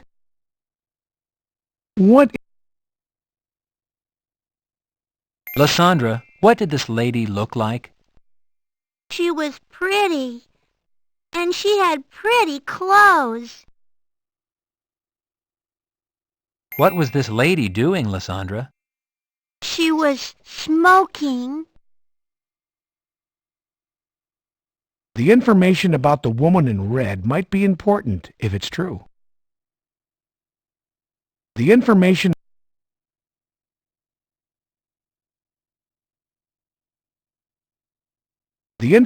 about the woman in red might be important if it's true. Mrs. Washington, if there's anything the department... Mrs. Washington...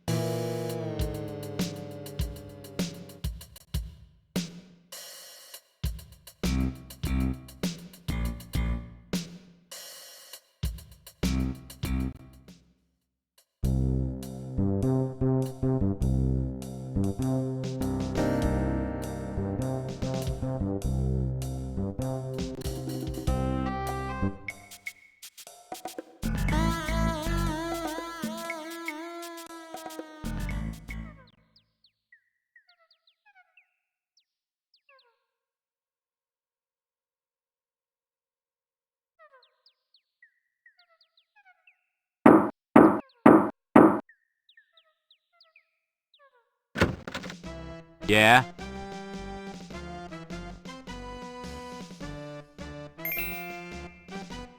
I'm Detective Carey, LAPD. Are you Dennis Walker? Yeah? I'd like to ask you a few questions. Yeah, come on in.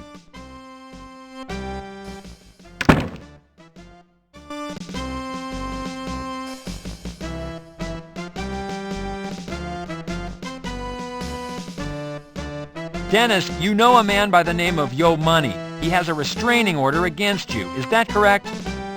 I can't hear ya! Get your own goddamn TV. A garage sale special. Detective, Walker has quite a stereo setup.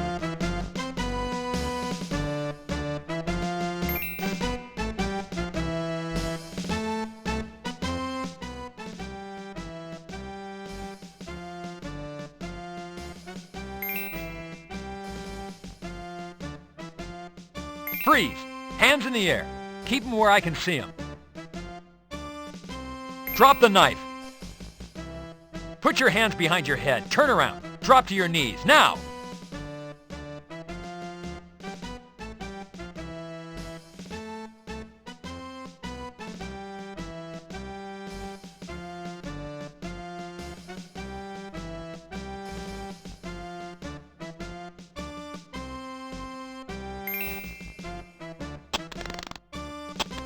You have the right to remain silent. Whew, that girlfriend of Walker's is something else. Tough for being so petite. Hell, Junior, all women are bears, goddamn grizzlies. But if you thought that little tomato was tough, wait till you meet Garcia's mamacita. Now that's one tough bitch. She's in giving the lieutenant an earful right now, poor son of a bitch.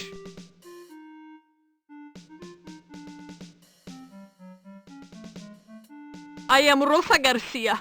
Are you the detective investigating the death of my son? Yes, I'm Detective John Carey. Let me extend my sincere sympathy for your loss, Mrs. Garcia. I didn't know Renee personally, but Well, I knew my son, Detective, and he was a good boy. He lived at home with me. He helped me with my errands. He went to church. I have been told by your lieutenant and the coroner that Renee's poor body was found exposed. I want the person responsible for doing this to my son caught and punished. Yes, Mrs. Garcia, I understand. Do you understand, Detective? Do you have a son? Well, no. Well, then you do not understand. Rene helped to take care of me. I have heart trouble. I cannot do heavy lifting. Rene cleaned the house. He did the laundry, cook our meals. Maybe he once in a while would go to a movie, but he did not date any of those fast-talking modern-type women. He was waiting for a good girl. He was saving himself. And for what? For some pervert to strip him, murder him. You find who did this to my son. Find who killed my son, my beautiful son.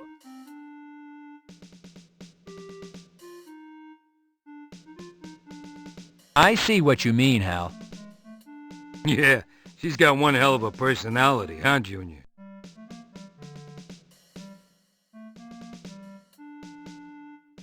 You complete a report on Wendy James' arrest and attempted assault on an officer.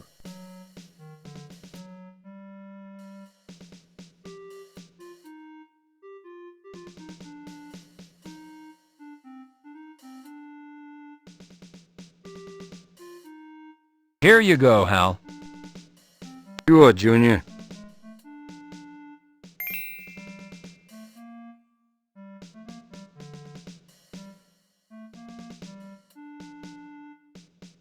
It's your...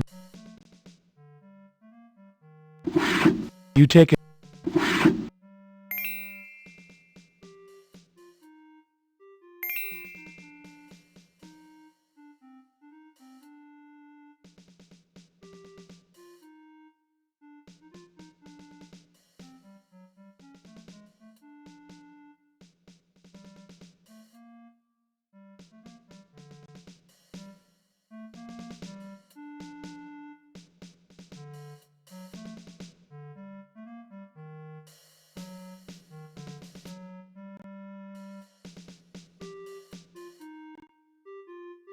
You call the ele...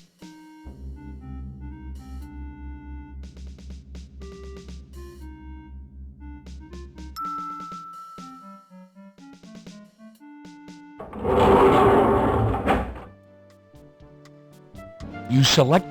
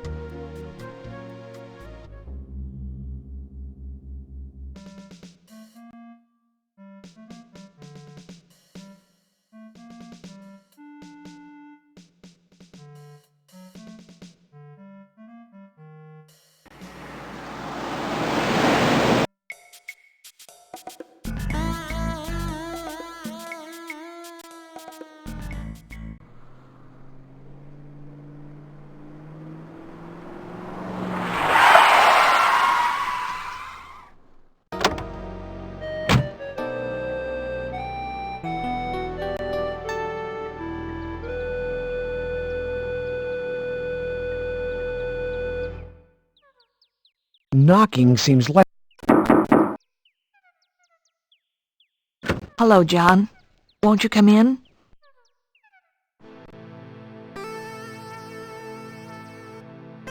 It's nice of you to stop by, John. I'm sorry you missed the funeral.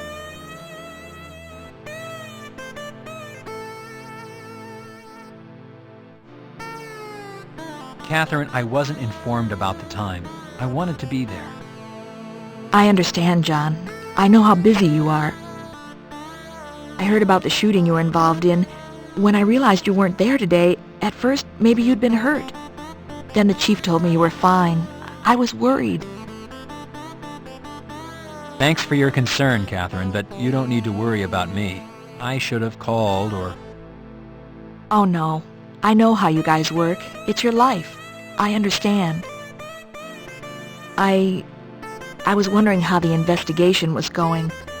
Nobody would really tell me very much today. I guess they didn't want to upset me.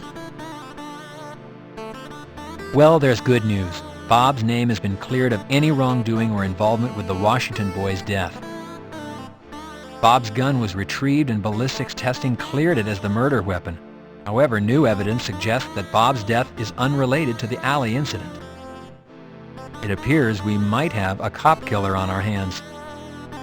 Oh, John, that's horrible. Really horrible. Catherine, I know this is a rough time for you, but I need to ask you to think back to the night of the murder. Can you think of anything out of the ordinary happening that night? Any phone calls? Anything Bob might have said? Did he mention anyone, maybe a name you're unfamiliar with? Bob and I had an argument. He went out, John. I don't know where he went or if he saw anyone. Thing is, he didn't take our car. I don't think anyone picked him up. I mean, we started arguing and the whole thing just blew up. He was gone before I really had a chance to understand what happened. Can you tell me what you argued about? We fought over his drinking. Everything was manageable until he started taking sedatives to calm down from work. The combination made him mean. He'd yell at Valerie and me for no reason. That's how he left when he went out that night. He'd been drinking and taking pills. John, I sent Bob out there to be killed. It's all my fault. You're wrong, Catherine. It's not your fault. Someone took Bob's life, and I'm going to find that person. John, I sent Bob out... You're wrong. Detective to...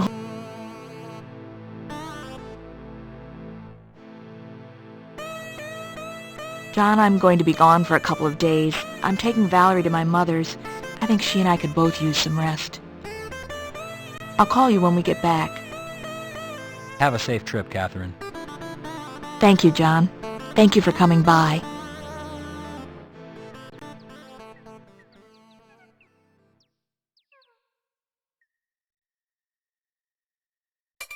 I'm here to tell you, the cops are dogging this investigation. Believing that the discovery of murdered police officer Rene Garcia earlier this week is a vicious plot manufactured to discredit him and his music, rapper Yo Money denies any relationship between the lyrics in his music and the increasing violence against the police.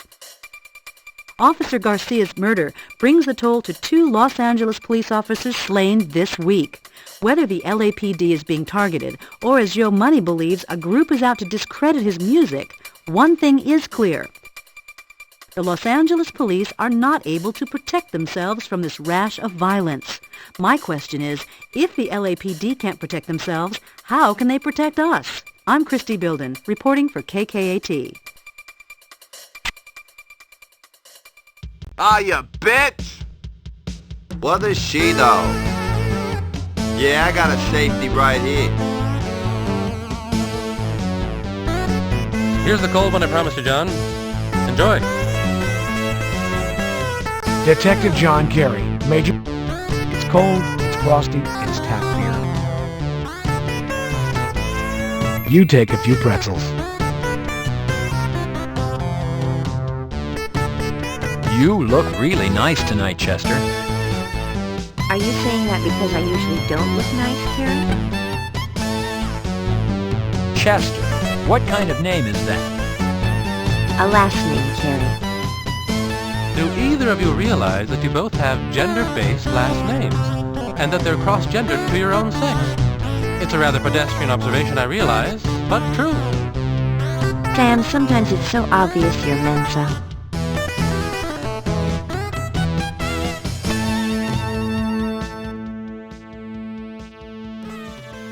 Chester, how come you became a cop? Same reason as everyone else. My father was a cop. Rampart Division. Sam, how many autopsies do you think you've performed? John, I have been in the autopsy business for over 13 years. There is no honest way I could tell you off the top of my head. Let's just say better than 5,000.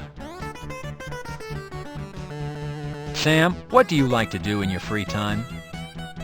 Well, John, I'm quite mesmerized with my personal computer. Did you know you can make spreadsheets, write letters, and play games on them? Sam, how long have you and Chester known each other? Chester and I have known each other for 5 years, Carrie. At one time, we thought there might even be a little sexual tension between the two of us. Sometimes I think there still is. Oui, ma chérie? Sometimes I think there still is, Sam. Sam, I think you've had enough to drink. Chester, how come you became a cop? Same reason as everyone else. My father was a cop. Rampart Division. Sam, have you ever dated Sherry Moore? Someday I hope to make that girl mine, John. Sam, have you ever dated Sherry Moore? Someday Carrie, the mayor has requested your presence at a city council meeting first thing tomorrow.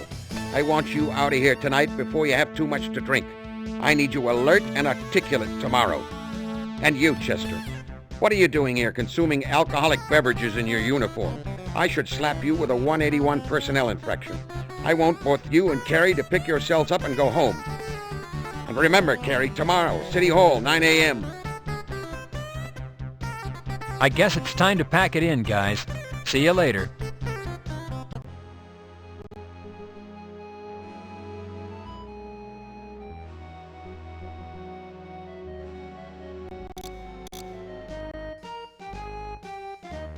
Carrie, another body was brought in this morning. Same M.O. This time it isn't an officer. It's a female. Current status, Jane Doe. She was found in Griffith Park. The mayor and the city council want to ask you a few questions. Get up there, and remember, do not divulge anything that could harm this case.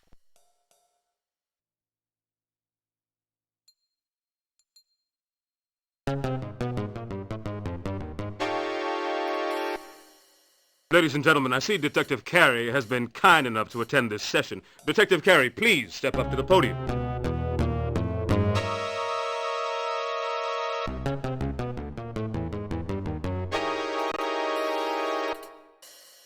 Detective Carey, my constituents are frightened and want answers. What is the status of your investigation?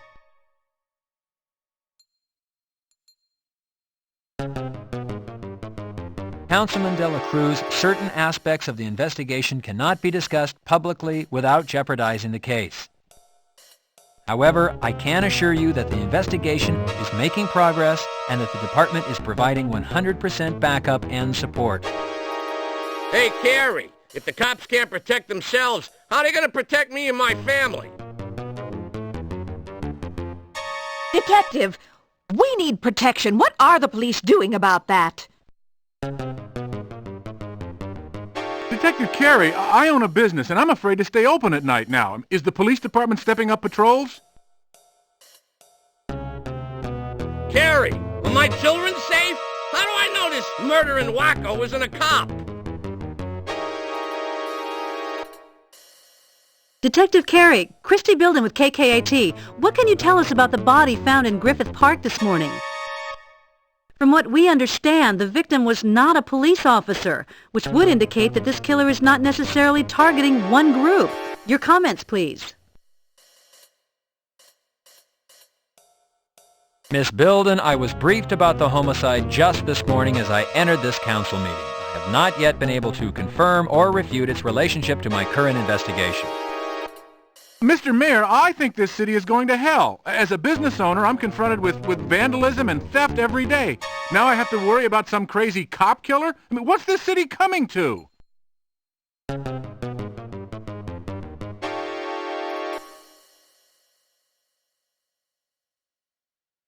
Detective Carey, 2 Los Angeles police officers have been killed in as many days. The citizens of this city are in fear over the threat to the police and how this is affecting their safety. Detective Carey, what are you doing to find this murderer? And are our citizens' fears justified? Mr. Mayor, the police department has always had to deal with the threat of violence. Tragically, someone has now moved from thought to deed. However, I do not believe that there is a threat against the city as a whole, or that a random selection process is occurring. It is my belief that the Los Angeles Police Department is living up to the oath to protect and to serve.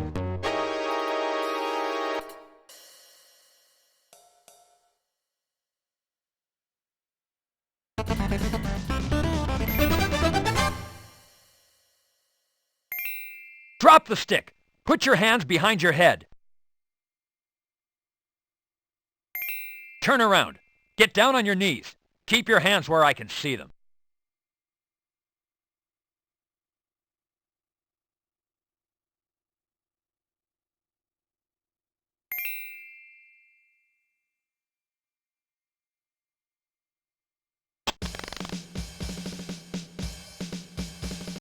What a morning I've had. First the mayor and the city council, and then Walker. Geez, the feds are talking to Walker right now. Apparently, he's a real special case.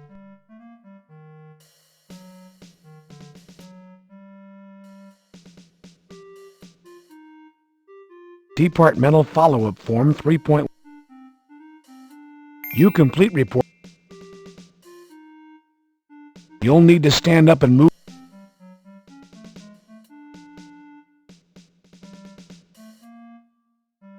Here you go, Hal. Sure, Junior.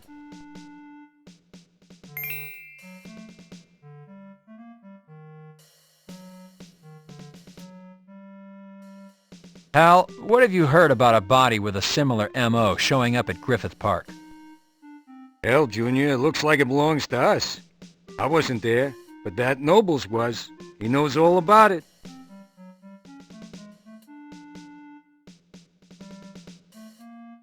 What have you got in the way of updates, Hal? You're damn lucky you got me as a partner, Junior. I got friends everywhere. I was the first one my buddies over at Hollenbeck called. Seems they got the patrol car, Garcia's patrol car. Seems the damn thing was found abandoned at Hollywood and Vine.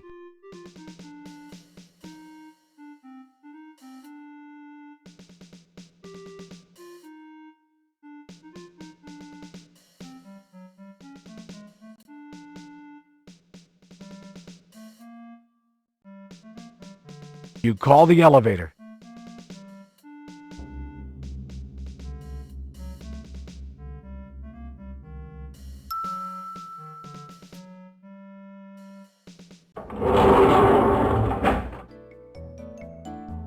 You select the lobby as your destination.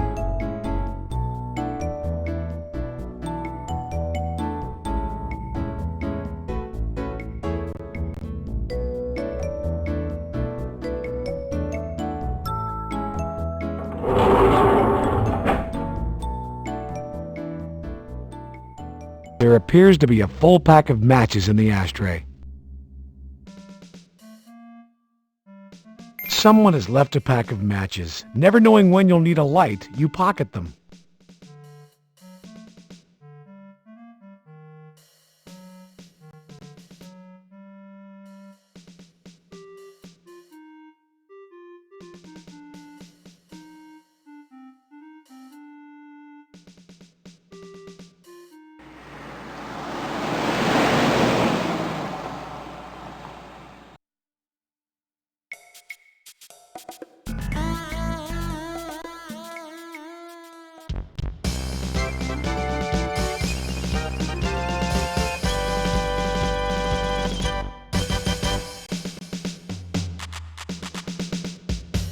You turn the knob and open the door, Detective. Hello, partner. Today's the day. You ready to qualify?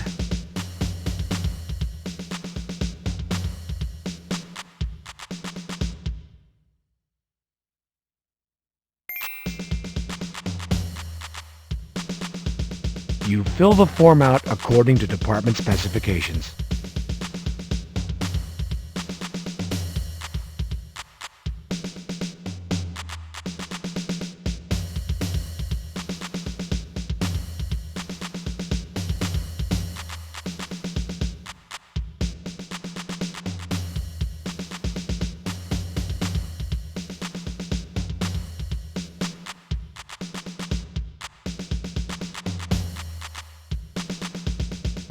Here you go, Bert.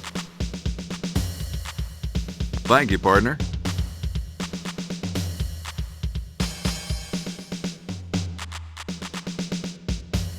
Quit your fooling, partner. Qualifying's on the department. That there ammo's all yours.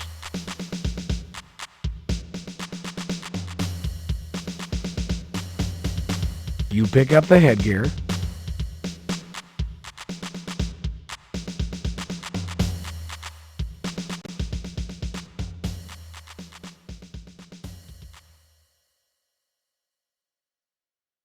Officers, take your field positions, please.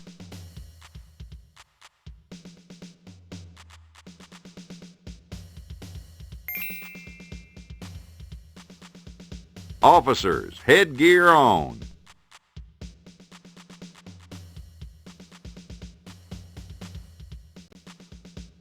All firearms to low ready.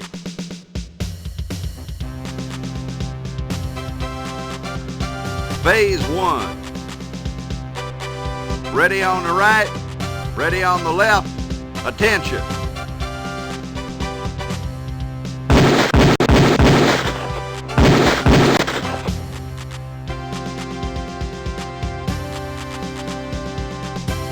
Phase 2. Ready on the right, ready on the left. Attention.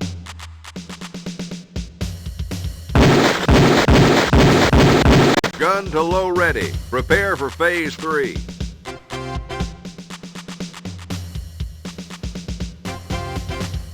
Officers, reload. You load your Beretta. Phase 3. Ready on the right, ready on the left. Attention.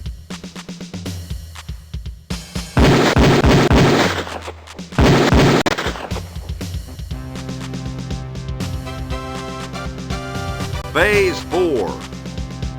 Ready on the right, ready on the left. Attention.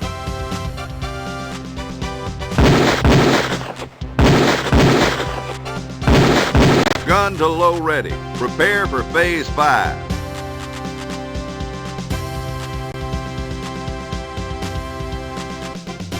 Officers, reload. You load your Beretta. Phase 5. Ready on the right, ready on the left. Attention.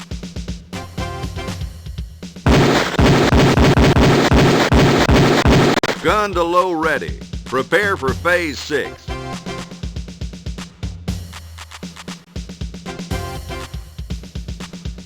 Phase 6.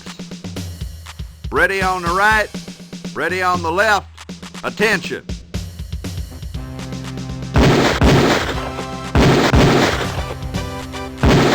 Holster all firearms.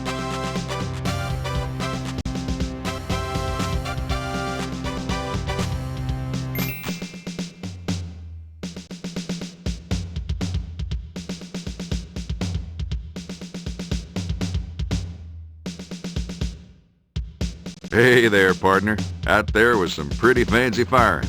Your score's going to impress the brass. I'll be sending your results over to your lieutenant. You're making him proud at Parker Center there, cowboy.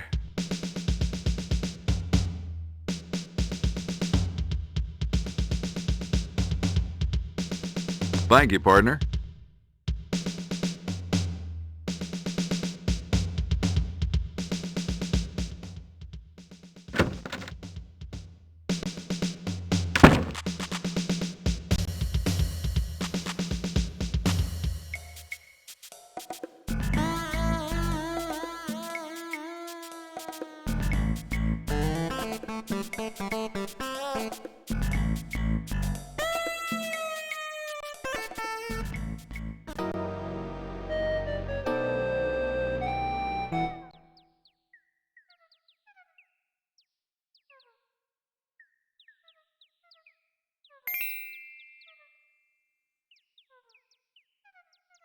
Well, tell Beavis that Butthead sent you. He'll know what it means.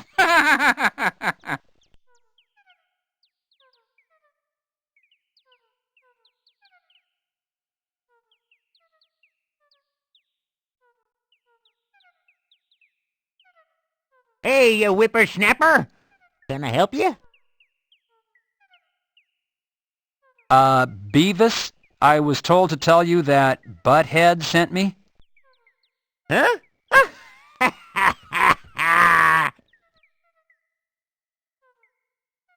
Say, buddy, what do you want? I'm looking for a patrol car that was brought in from the Hollywood and Vine area. It had been abandoned. Well, come right in there.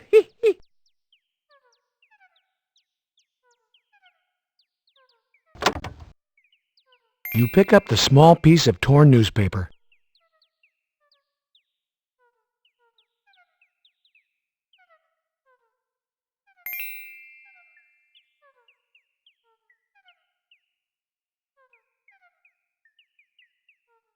The standard configuration of a patrol car interior. Looks clean.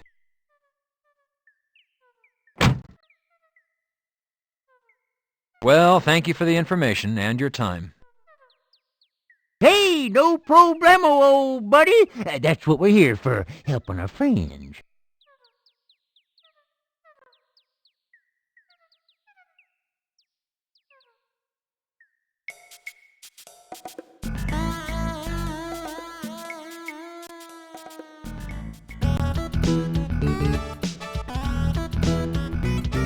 Entering the morgue always provides a sense of anticipation.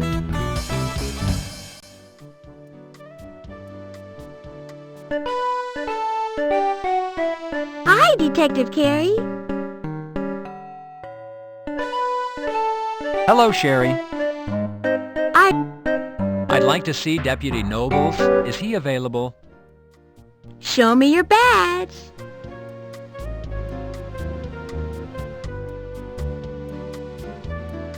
You can go on in, Detective Carey. Did you know that once I sang the Star-Spangled Banner in a talent contest? Well, I did. Hello, Detective Carey. Do you know why Sam hates playing cards with dead bodies? I don't know. Because they have perfect poker faces.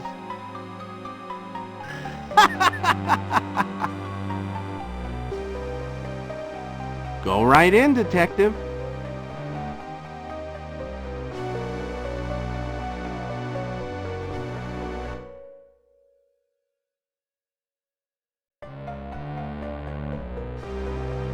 Use of force is unnecessary at this time, Carey.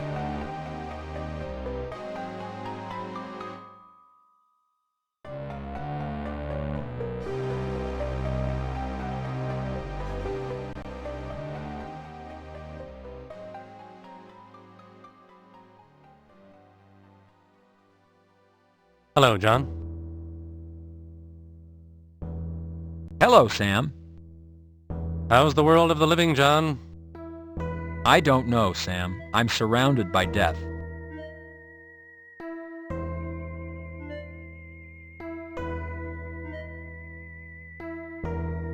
Sam, I understand another body was found this morning in Griffith Park. What can you tell me about it? More than you probably want to know, John. More than you want to know.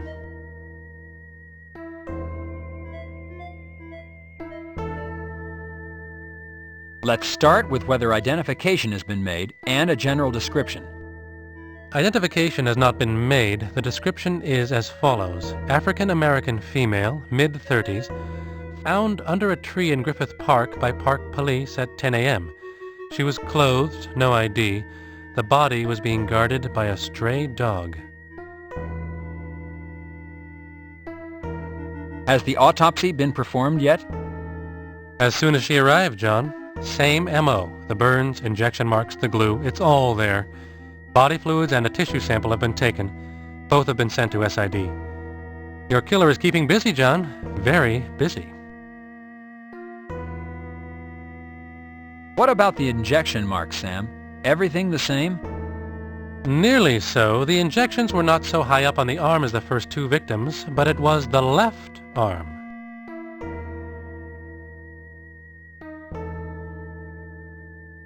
What about lividity, Sam?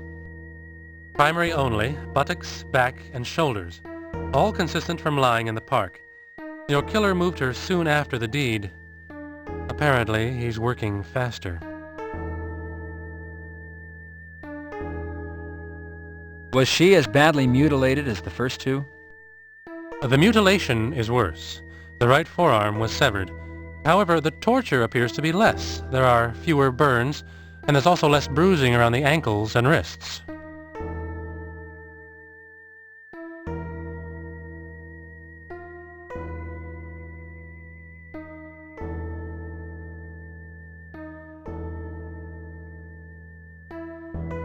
What orifice was glued shut, Sam?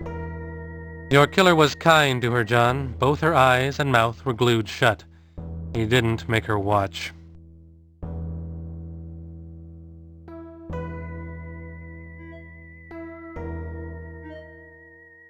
If there's been no identification, then there's been no notification. Where's the body now? Cold storage, John. We'll hold on to it until the family can be located. Anything else I should know, Sam? It might turn out important, maybe not, but I scraped a sticky substance off her shoe. I've sent it to SID for analysis.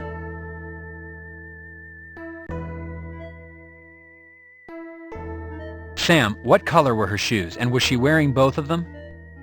Blue and yes.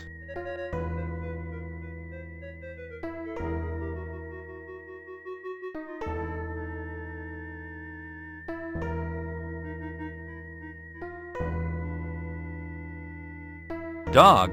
The body was being guarded by a dog?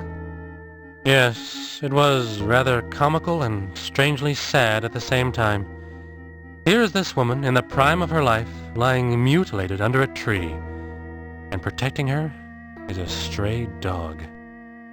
Park police couldn't get past the dog. We couldn't move in. It was only after we called animal control and the truck showed up that the dog ran.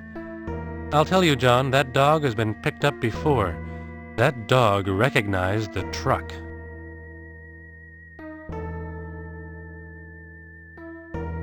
Sam, did the toxicology results come back on Garcia? Not yet, John, but we did make a discovery concerning Garcia. If you remember, Garcia's mouth was glued shut. When the mouth was surgically opened, we found a molar had been freshly extracted. The work was not that of a dentist, John. Thus... Yes, unfortunately I do, Sam. I'm looking for a serial killer who takes a souvenir of the kill. It means he enjoys the kill itself and wants to relive it through the object. I need to find this person fast, Sam. Real fast.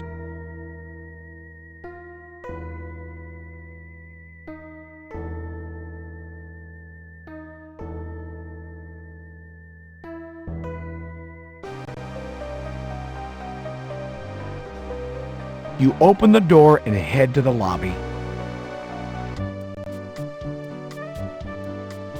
Goodbye, and have a nice day, Detective Carey.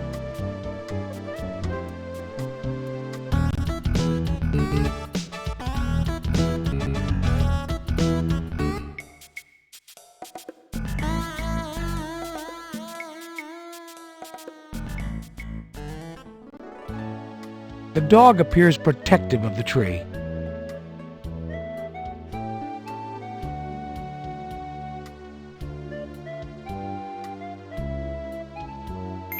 He's hungry. Oak trees as far as one can see.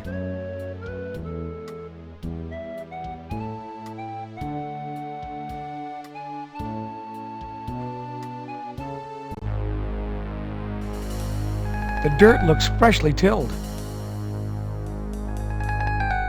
Removing the dirt reveals a bone.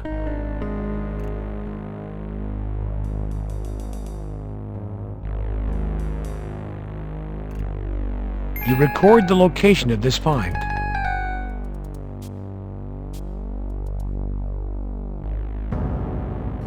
Placing the bone in the bag is essential to maintaining the integrity of this potentially valuable evidence.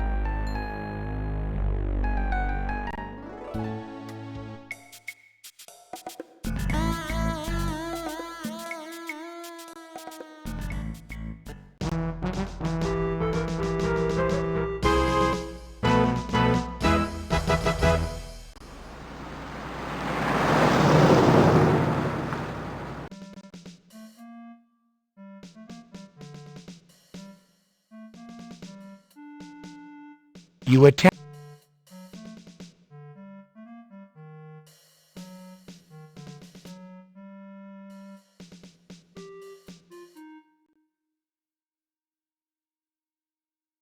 You press the...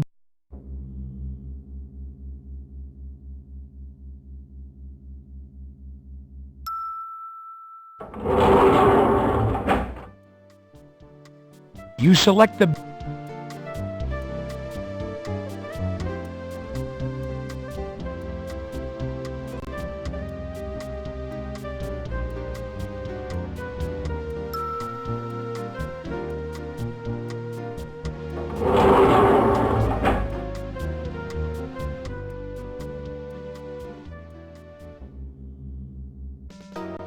Hello, Detective. How can I help you?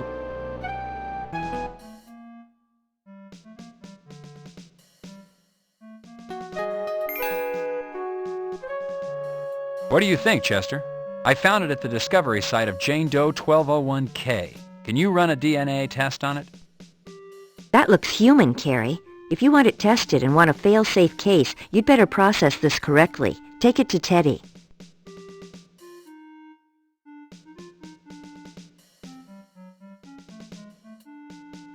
What do you think of this shoe, Chester? I found it close to Garcia's dumping site in a flower bed at Yo Money's house. I think I could use it as a water ski. Actually, I think that Money's a huge star and probably has lots of women. It probably belongs to one of them. You don't think it belongs to Garcia, do you?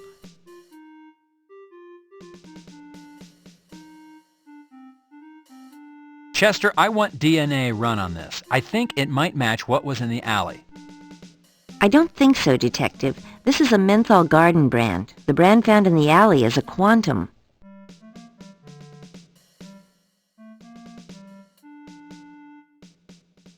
Chester, have you heard of either of these two places? Detective, are you asking me out on a date? No, Chester. I'm asking you if you've heard of either place. I found this in Garcia's patrol vehicle after SID swept it, supposedly clean. Are you saying I didn't do my job? Look, Detective, we didn't see it. I officially apologize. And no, I haven't heard of either place. They sound like dumps. See you later, Detective Carey.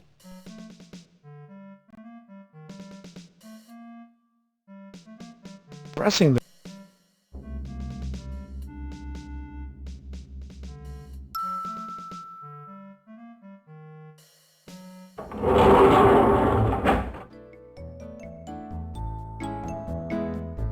You select...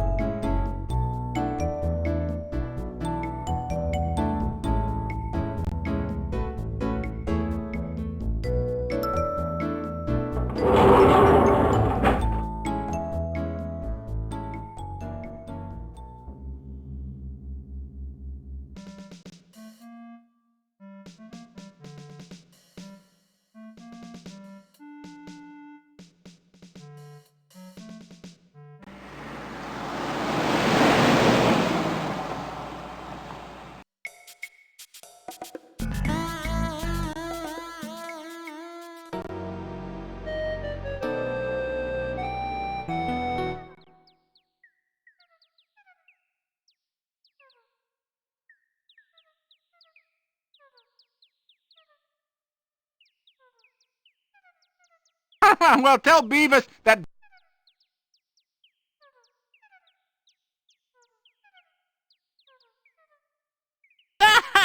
Look, has anyone ever told you you look like Magnum P.I.? You do? You really do!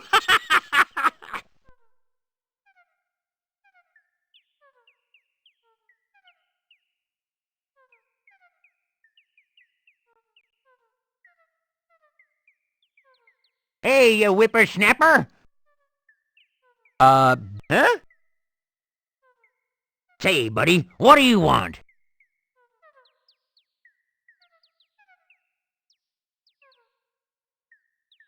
Ah, buddy, that's not my... I'm looking for a patrol... Whee! SID has swept the car for prints? They sure have, mister. You know them. Fast, efficient, and quick. Muy rapido. Too bad, though. Overheard 'em talking. Yep, they said nada. Nothing. Zipperoonie. No prince, no way, no how. That's what they said. Who has been out to see the patrol car? Well, of course there was SID. Then there was this lady. Big gal. She was yelling and screaming that she was the mother of the downed cop. Well, she looked too dad-burn young to be anybody's mother to me. Well, I just told her to keep on a-moving. Your name isn't really Beavis, is it? Beavis? What are you, plumb loco? It's Billy Bob. But you know something? Sometimes I like to change my identity and get into mischief. Sometimes I slip into a black turtleneck and then run around and pull pranks on all my relatives. One time, I pantsed my Uncle Joe. Yes, I did.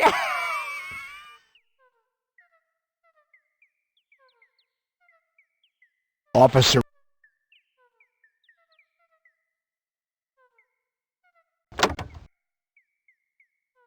The stand. M. The stand.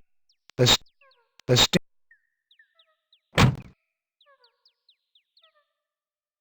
Well, thank you. Hey!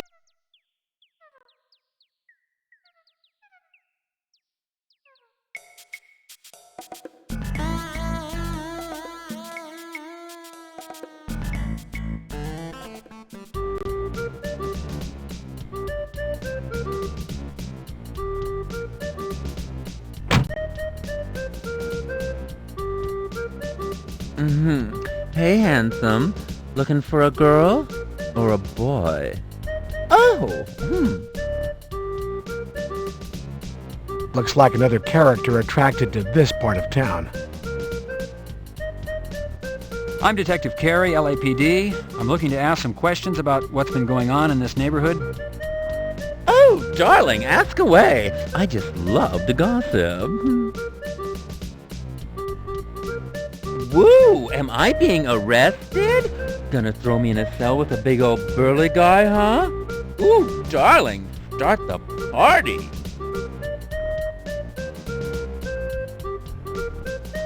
Did you know Officer Garcia was a frequent visitor to this neighborhood? Never heard of him, darling, till he showed up dead. Now the whole place is crawling with all sorts of people talking about him. Ew.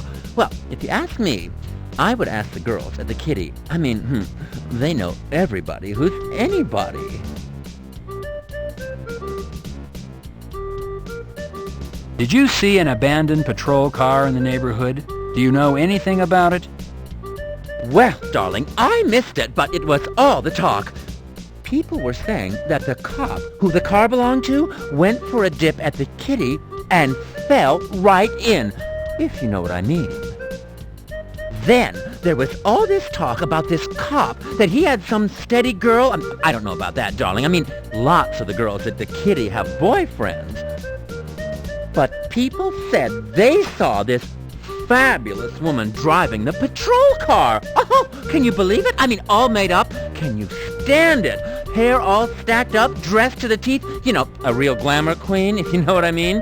Well, all this was supposed to have happened after the cop's poor little bare ass showed up dead on your money's lawn. Well, that's the talk, darling. You got it. Straight from the horse's mouth. What can you tell me about this supposed girlfriend seen driving Garcia's patrol car? Well, just that she was supposed to be absolutely gorgeous. I mean, I didn't see her, but I heard she was one big, beautiful, honkin' woman.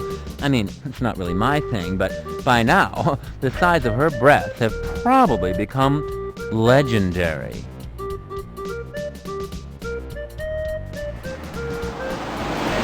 You've referred to having heard this information, that you didn't actually see any of this.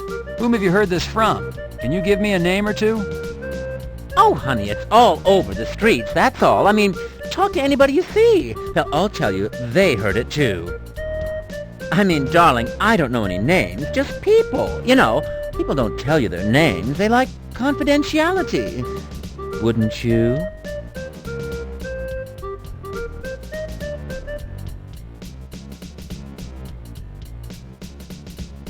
Have you seen any unusual activity in the neighborhood? Oh, darling, come on. This is Hollywood and Vine. Get a life. There's always something strange going on down here.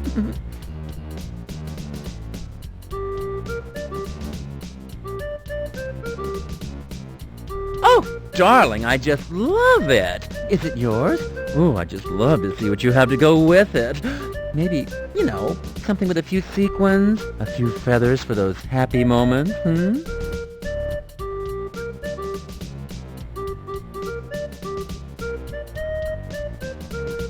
You push the door open. Hello there, handsome.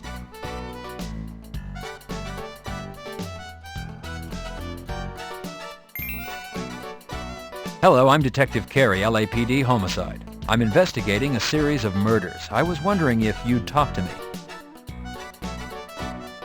So you're a real cop. Tell me, handsome, is everything you're packing real?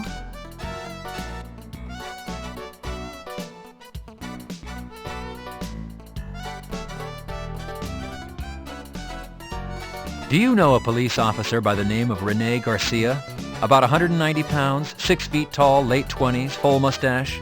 He might have come in during the day, possibly in uniform. Maybe. Lots of cops come in here. This Garcia sounds like he could be any number of fellas that pass through here each day.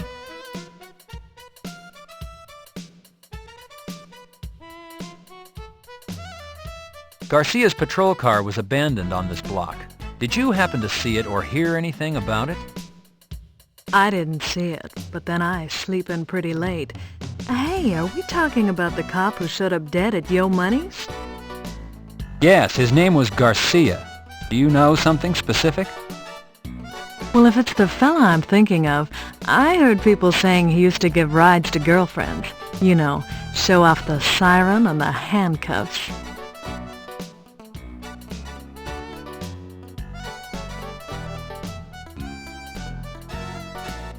The bitty kitty has quite a reputation. The way I see it, we're doing social work here. Lots of lonely men in the world. You ever get lonely, handsome? Besides, I'm just doing this until I get a break. I'm really an actress. I've already been in one picture. It was called Foaming Fun. I was the girl the worm monster ate. I was in a jacuzzi and a big worm came up out of the water. I screamed and then the water got all bubbly. I guess it ate me.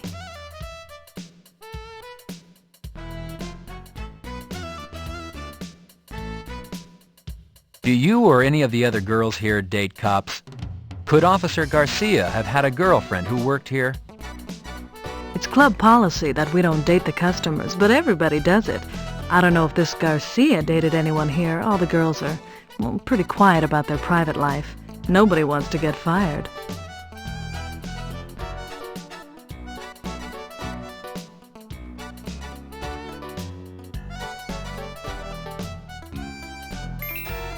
I found this shoe in Yo Money's garden. Money told me he had strippers in his house the morning Officer Garcia's body was found. Do you know if any of the girls from the Kitty know Money or were at a party at his house this week? Does this shoe look familiar? Well, it's true all us girls know celebrities, and Money does come here. We've all been invited to parties one time or another out at his place.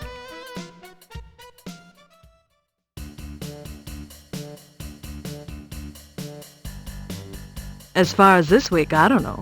I do know it's not mine. I'm very petite, and well, that would never fit me. Barbie might know, though.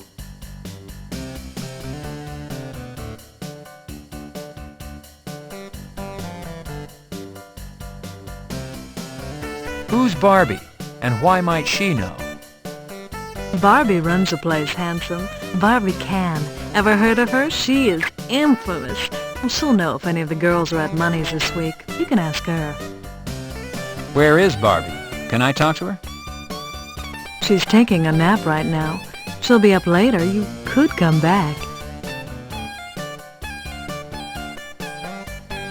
Got a light, handsome? Behaving as a gentleman, you pick up the lighter and give the lady what she asked for. You're as sweet as you're good-looking.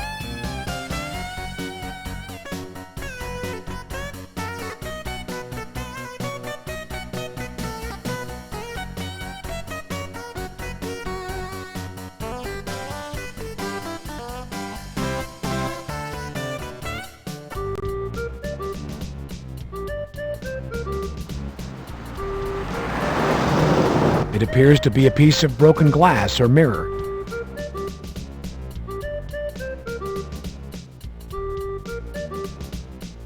You pick up the broken piece of side mirror.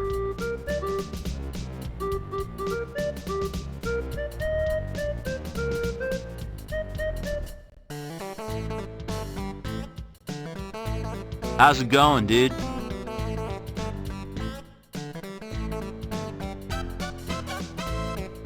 You look like a cop, dude. Hello, I'm Detective Carey, LAPD. I was wondering if I could ask you some questions. Sure, what's up, dude?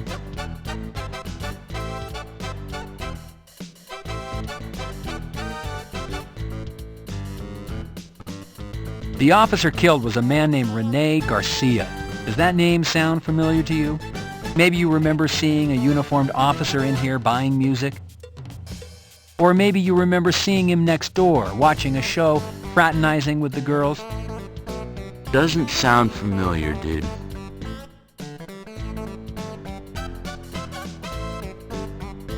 An LAPD patrol car was abandoned in this neighborhood the other day. Did you see it or hear anything about it?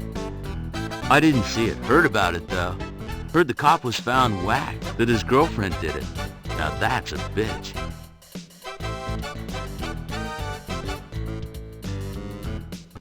An LAPD patrol car was abandoned in this neighborhood the other day. Did you see it or hear anything about it? I didn't see it. Heard about it, though. Heard the cop was found whacked, that his girlfriend did it. Now that's a bitch.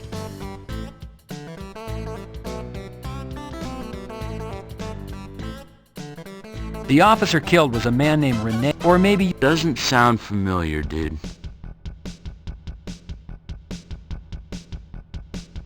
Walk this...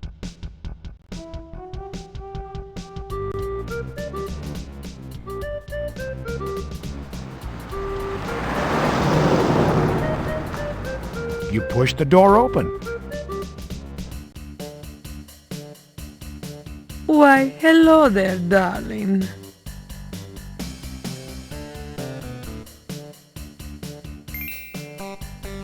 Hello, I'm Detective John Carey, LAPD Homicide. I was wondering if I could ask you a few questions. Absolutely not, darling. I don't talk to police. Officially, that is. You see, darling, I'm very well connected, and I really don't want any trouble. What I could tell, darling, could cause this city to come crashing down.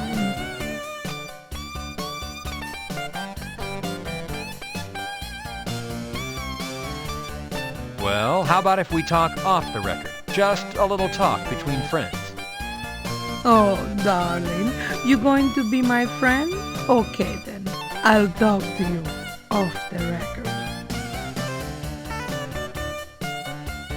Why don't we start with an introduction? As I told you, my name is John Carey, and I bet you're Barbie Can. Oh, darling, you're so smart. You're good-looking and smart. Just how I like my friends. Now, what is it you want to know? Tell Barbie how she can help you. Well, the subject's a bit gruesome. I'd like to ask you some questions about a series of murders I'm investigating. Darling, in my day, I've had more notorious conversations, I'm sure. Try me, darling.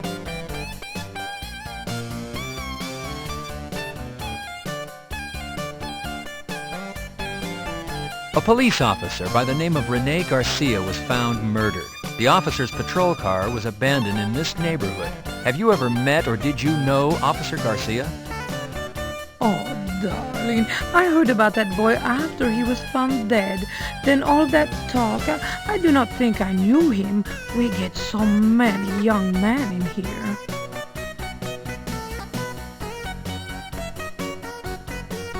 What can you tell me about the abandoned patrol car? Did you see it? Oh, darling, I just know what I heard. The boy gave his patrol car away to a girlfriend or some such thing. I don't really know. I did hear, though, that this girl is most beautiful. Darling, she is so beautiful, and her figure is so perfect. People thought it was me, but I'm too old for such a young boy.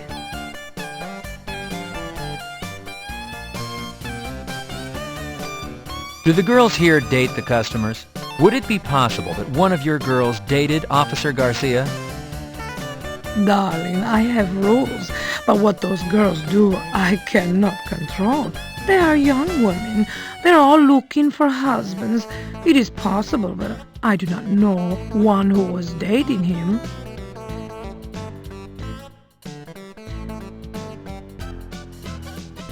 Officer Garcia was found dead on the lawn of Yo Money, and from what I understand, there were strippers there. Do you know Yo Money? And do you know if any of your girls went to a party there Monday evening? Oh, darling, the money man is wonderful, so strong, such a lover of beautiful women. He does not always schedule his parties through me, that bad boy. If some of my girls were there on that night off, I have no idea.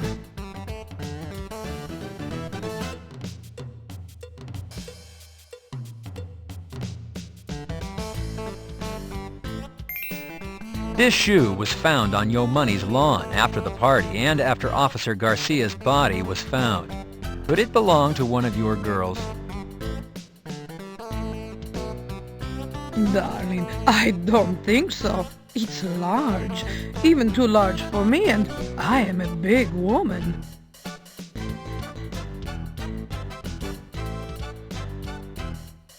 Darling, I think it would fit you better than it would fit me.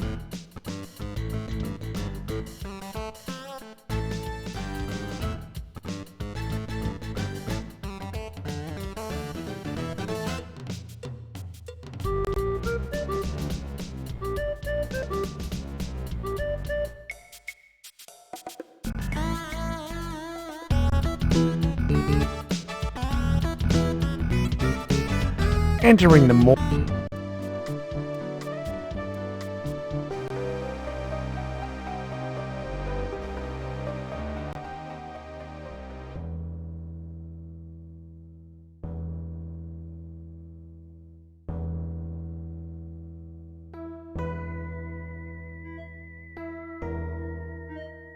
Oh, yes. Well, hello, John. I was just checking Sherry. It appears she might have a bit of a chest cold.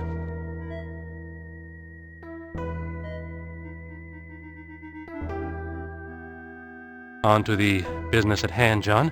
2 bodies were brought in this afternoon. They fit your killer's M.O. Both have burn wounds on the face and upper torso and ruptured gastrointestinal linings. One is a John Doe, Caucasian, late 50s. The other, an Asian Jane Doe, late 60s.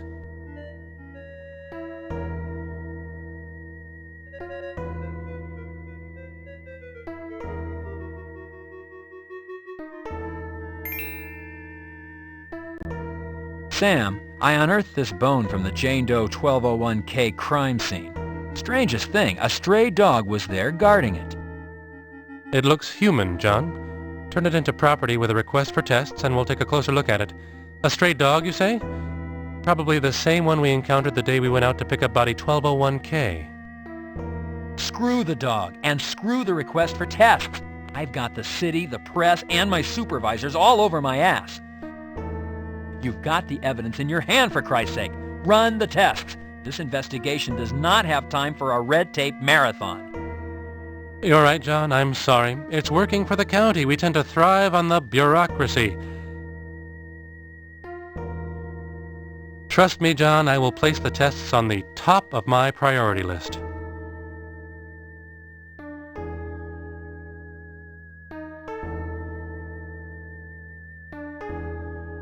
Sam, what's the situation surrounding the body's discovery?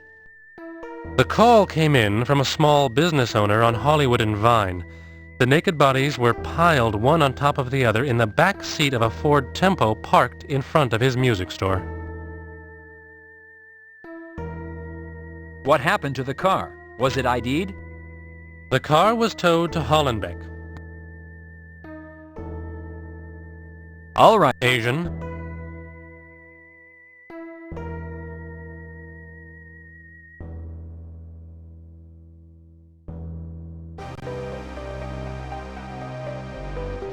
You open the door and head to the lobby.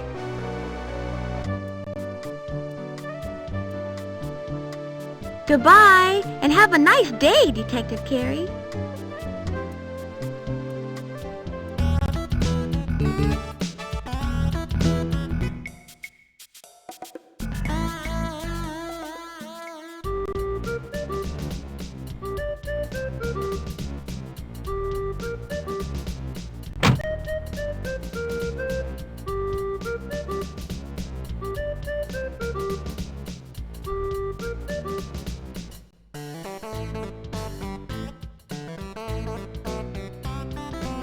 I'm with Major Crimes, Homicide. How's it going, dude? Hello, I'm Detective... Sure, what?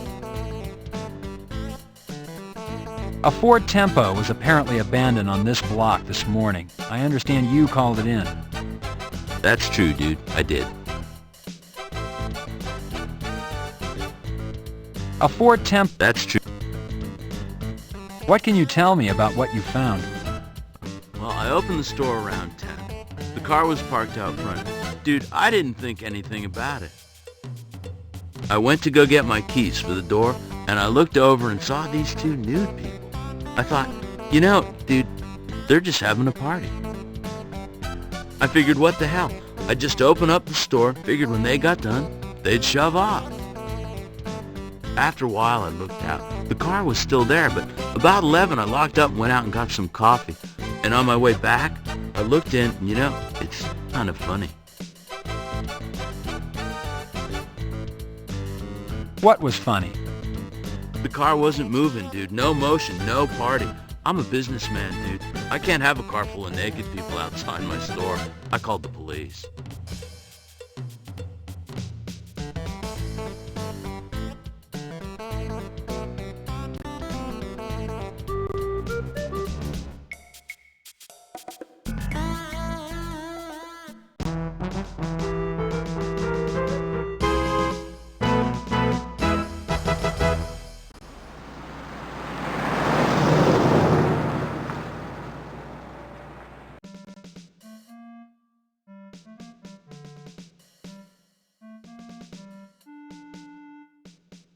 You attach your...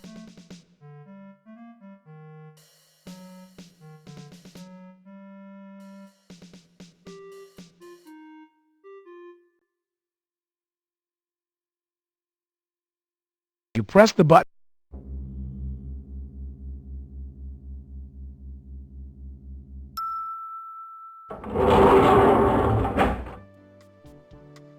You select the third...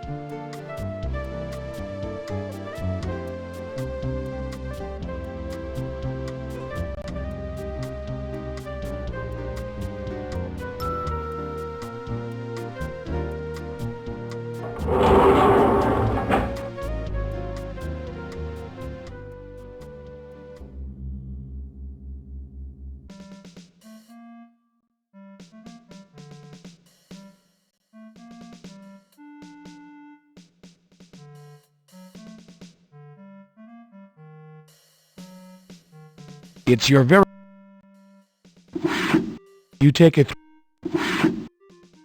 Your action...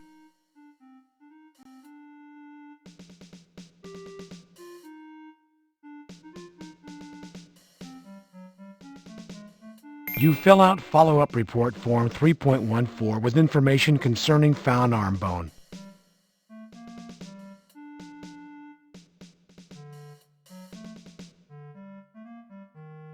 Here you go, Hal. Sure, Junior.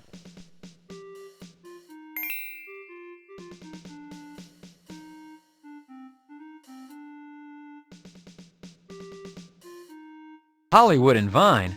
That wasn't Garcia's patrol area, was it? Hell no it ain't, Junior. Seems our good son ain't so good.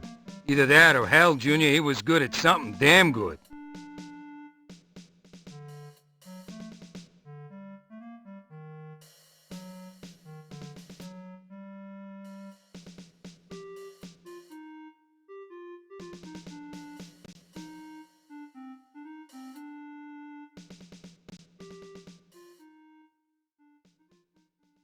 You call the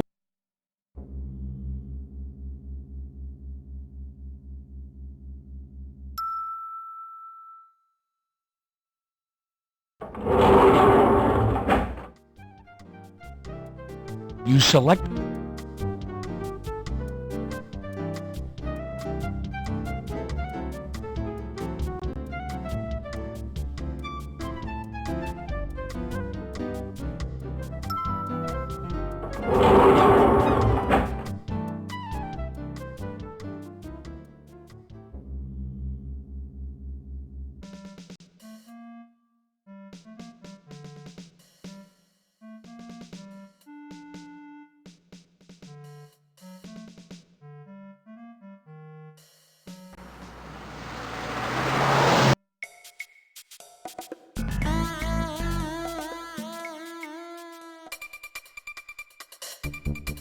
Miss Moore, what can you tell us about the latest victims in what's being termed this city's most gruesome murder spree? Me? Well, nothing really. Am I going to be on TV? Miss Moore, is it true that all the victims have been tortured, mutilated? Well, they're not all there. Miss Moore, is it true that Officer Rene Garcia and the latest male victim, an unidentified John Doe, were both found not only tortured but naked? Well, yes. Well, no. You see, is that camera on? So, Miss Moore, are you confirming that John Doe was not entirely nude, that he was found with a pair of nylons on his person? Is it true the nylons were wrapped around his neck? How'd you know that? So you are confirming this information. Detective Carey, can you comment on the nylons wrapped around the neck of the victim? I have nothing to say to you, Bilden, nor does Miss Moore. Hi, Detective Carey. Sherry, I'm taking you home. Bilden, you muck up my investigation and I'll have your job. Come on, Sherry.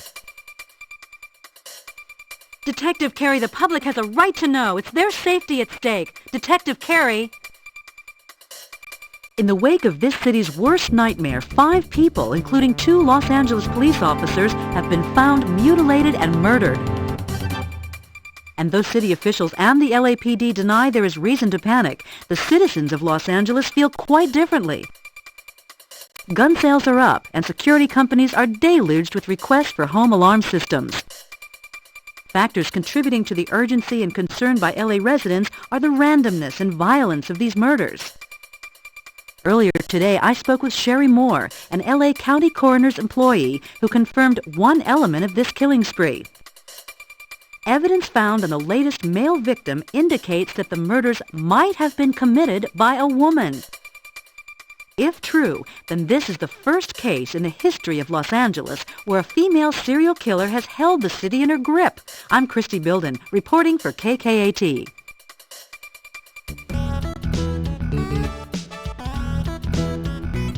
Sherry, what you did last night by talking to the press caused citywide panic. Do you understand that? What this investigation does not need is a city full of people arming themselves, holding up, and not talking to the police. John, Sherry didn't mean any harm. She was taken by surprise by that newswoman.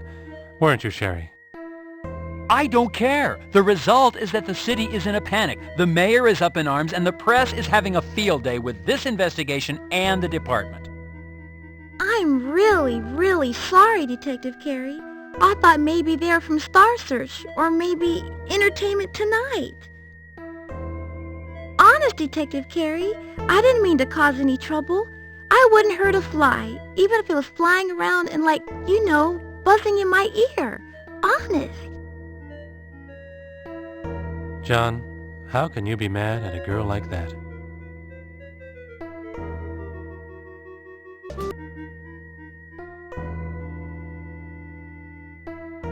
Sam, do you have DNA results back on the bone found in Griffith Park? I haven't received the results from SID, but from my years of experience, I have to say that the bone is definitely human. Given the measurements of both the bone and the body found at the park, they're a match.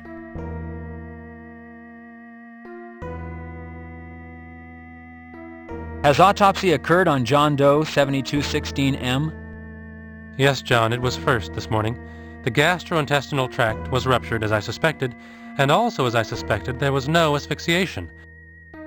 The nylons wrapped around the neck were in no way connected to the cause of death. It looks like poisoning. Fluids were taken and sent out.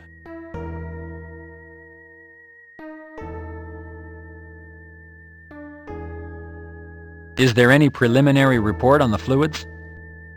No, John, they only went out this morning. However, I am not hopeful for a match. You know, John, there are thousands of poisonous substances out there. Many have yet to be identified and cataloged by the scientific community. It's like hunting for a needle in a haystack. Has identification taken place on the John Doe? No, we've sent the prints out for a national search. There must be someone, somewhere, missing a father, brother, or husband.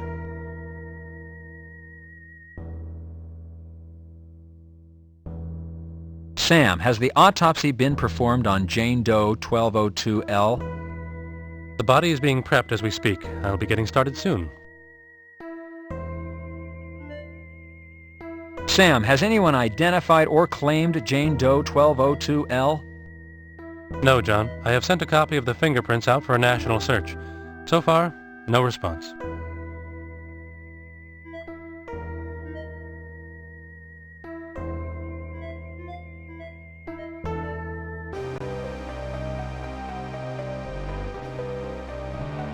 See ya, Detective. I'm really sorry about the newswoman, Detective Carey.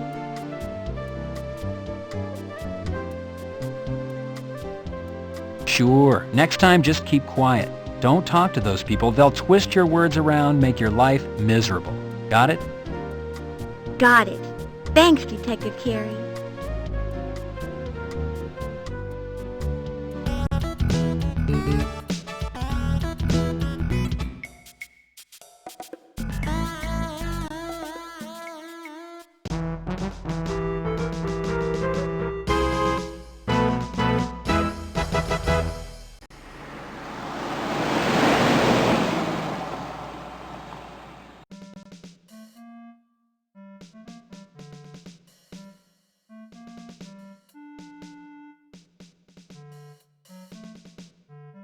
You attach your Parker Center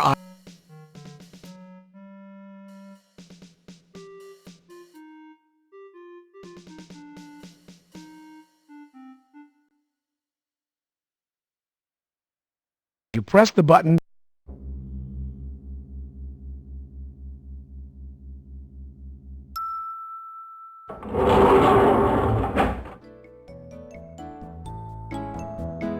You select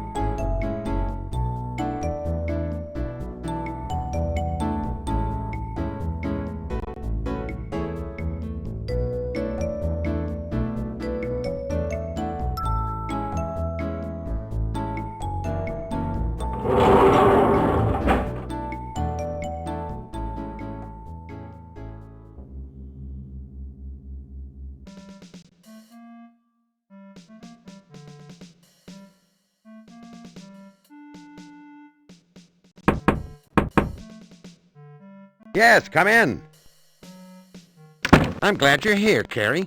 I wanted to talk to you about your newest TV appearance. That stunt in front of the coroner's last night was splashed all over the evening news. Obstructing the First Amendment is what they're calling it. I'll have you know I've already fielded calls from national news bureaus, the mayor, hell, just about anyone in this town who's anybody has called. Gary, you're going to need to learn to control that temper. I've just about had it with this cowboy crap. Now, this is a directive. You learn to work with the press, not against them. Do you understand me? Read my lips. Work with them. Lieutenant, it's not my fault. I mean, it's that reporter. She's always stirring things up. She's making my job impossible. Look, Carrie, it's a reporter's job to report the news. Sometimes that means going after the truth, other times not. What I want to know is there any truth to this killer being a woman? No? You sure? Believe me, Carrie, I trust you. It's just I gotta be sure. I'm the one fielding the calls. Yes, sir. All right, then, we know what we're dealing with. Most probably a white male, aged 24 to 36 years of age, and somebody awfully vicious and brutal. Watch yourself, Carrie. We don't want to lose another one. What are you waiting for, an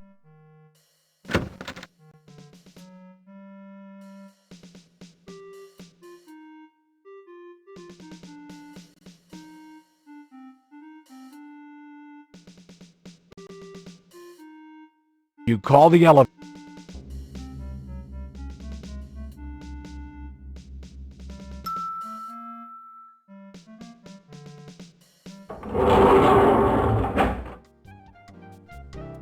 What are you reaching for? Step in. You select the basement as your destination.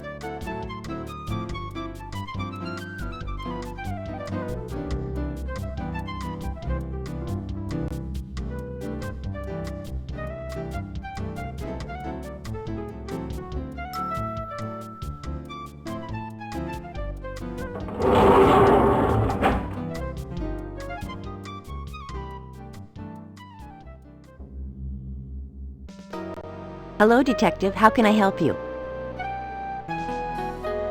Hello, Chester. The vehicle the victims were found in, Chester. What did you find? Their body fluids, their hair, their fingerprints, and red fibers. Other than that, the car was very clean. Too clean. Nothing in the glove box, under the seats, anywhere.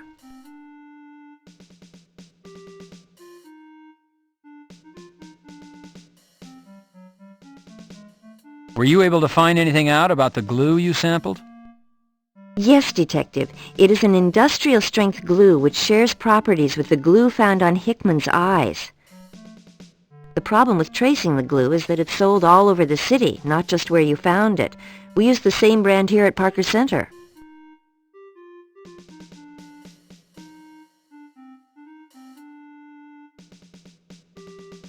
Chester, how about Jane Doe 1201K? Anything come back on her? How about fingerprints? Well, she does have fingerprints. They just don't match anything we have out there for missing people.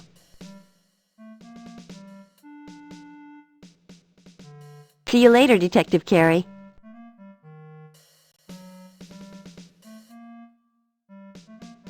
Pressing the button, you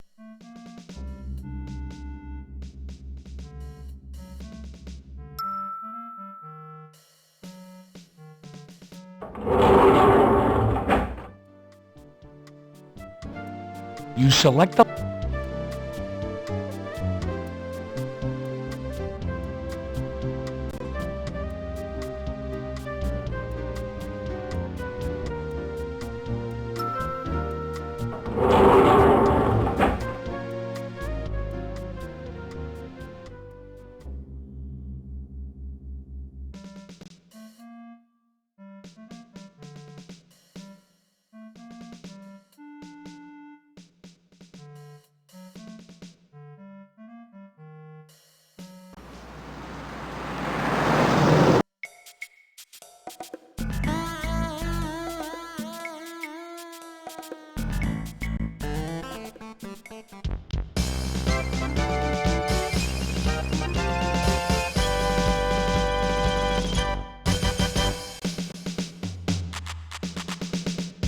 You turn the knob and open the door, Detective.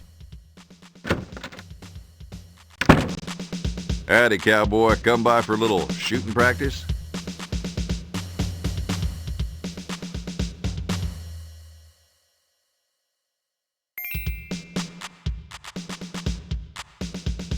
You fill the form out.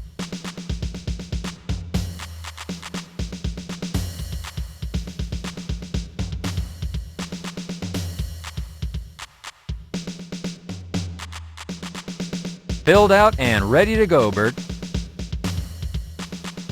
Thank you, partner.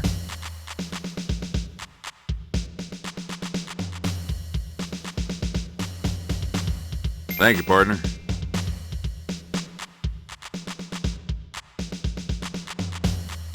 You pick up the headgear.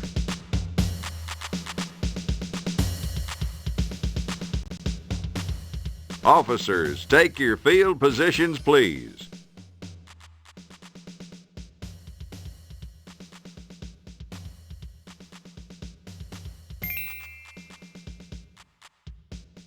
Officers, headgear on.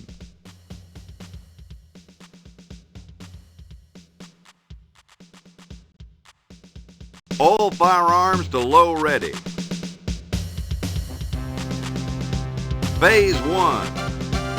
Ready on the right, ready on the left. Attention.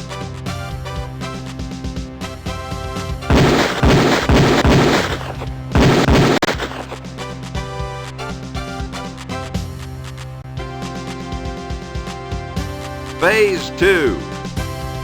Ready on the right, ready on the left. Attention.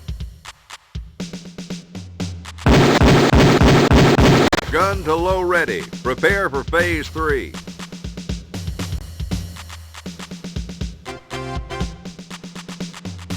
Officers, reload.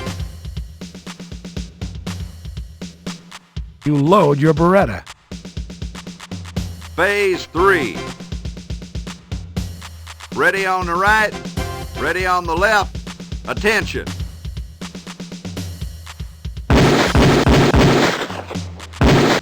Gun to low ready. Prepare for Phase 4.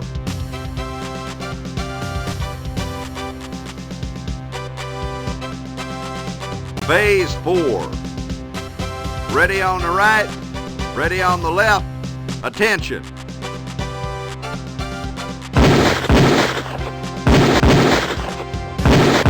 Gun to low ready. Prepare for Phase 5.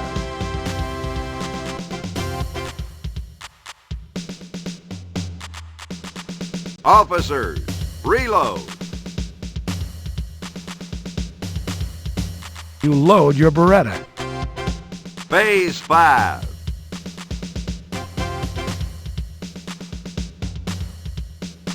Ready on the right, ready on the left. Attention.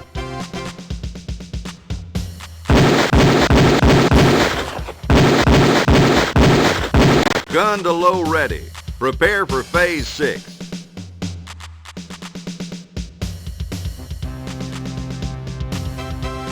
Phase 6.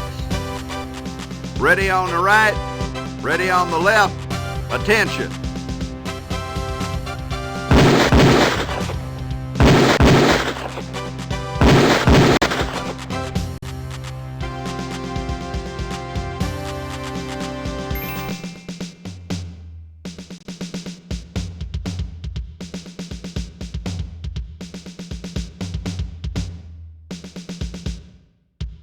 That there was some shooting, cowboy.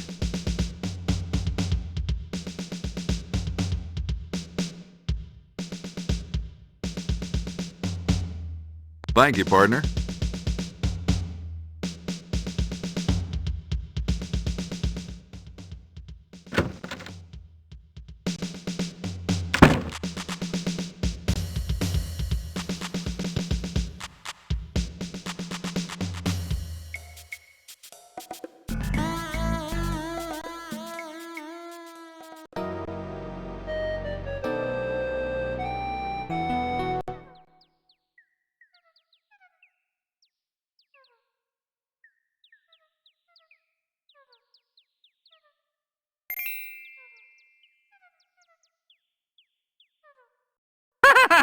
Well, tell him McGarrett said, book him, Dano.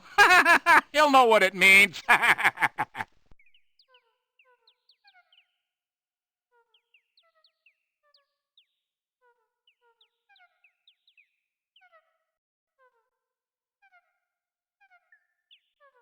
Hey, you whippersnapper. Can I help you? Dano? McGarrett told me to tell you to book 'em, Dano. He said...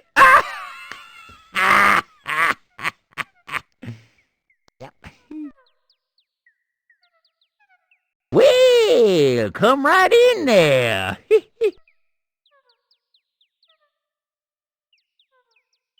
SID has been out, right? Were they able to lift any prints? Was there anything left behind? Fibers, hairs? Hey, you dead-burn whippersnapper! You're making me sound like an eavesdropper. Is that what you think, huh? Is it? Huh? No, not at all. I thought, that a man in your position would be more than likely to know what the situation was with each car in the lot. Well, you're right about that, you dead-burn greenhorn. Darn shootin'. I'll tell you about SID, I will. They were here for hours. Hours! I'm not fooling you now. And you know something? They didn't find a single print. Zippo. Nada.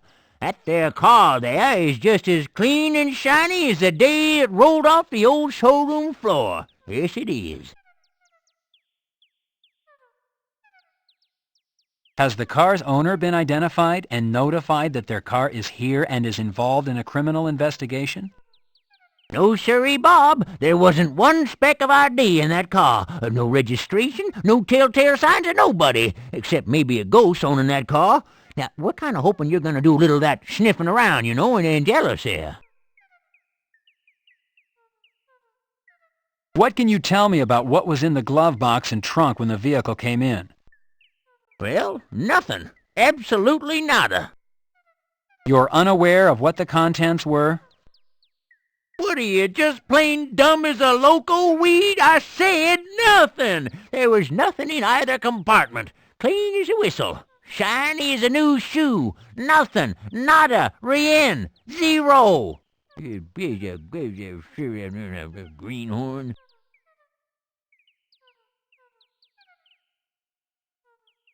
To examine the car interior, you open the door.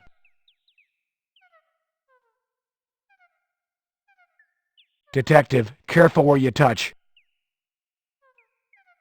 There are no telltale signs of use or ownership, let alone evidence. There are no telltale signs of use or ownership, let alone evidence. There are no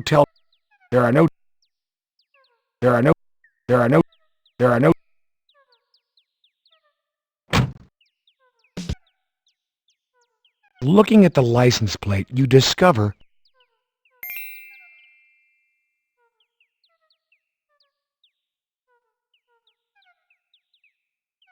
you note the license plate number of the vehicle.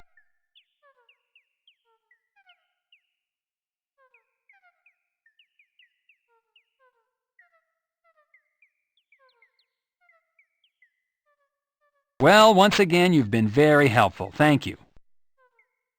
Hey, that's a big 10 for you, betcha, good buddy. Here at Hollenbeck Tow, we aim to please. Sure do.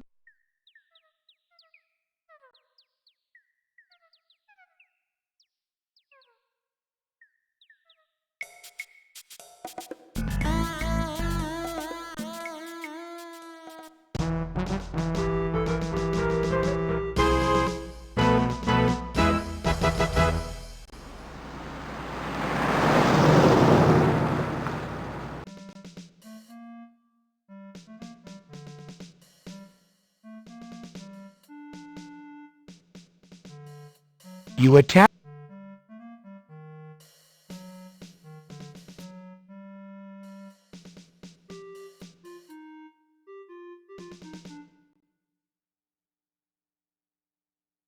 You press the button to call the elevator.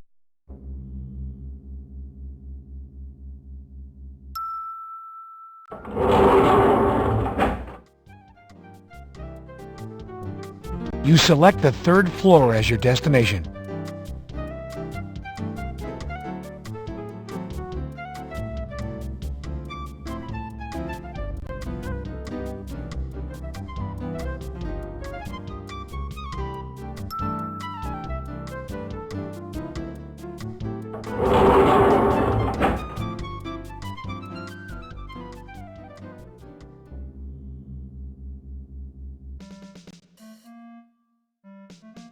Hey there, Junior. How goes the war? Hello, Hal. Anything new?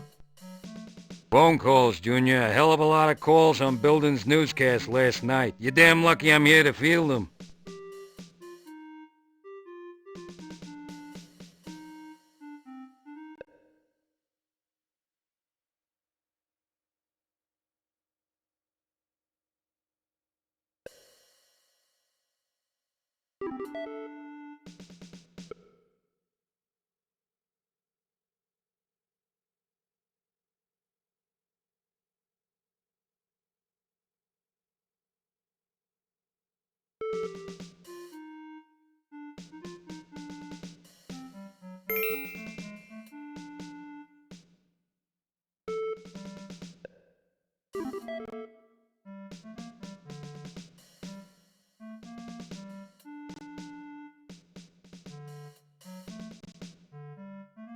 You call the...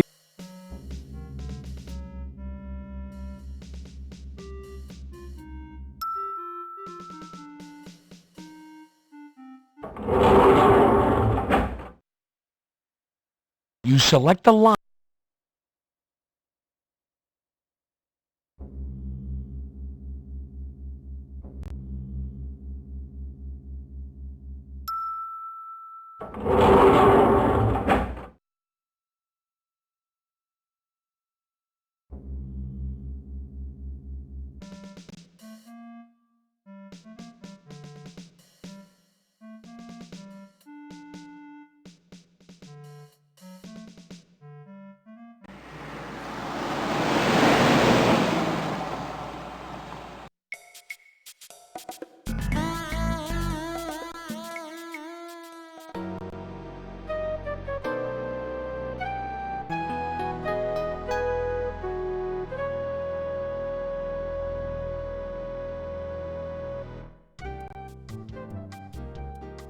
Feels like county as opposed.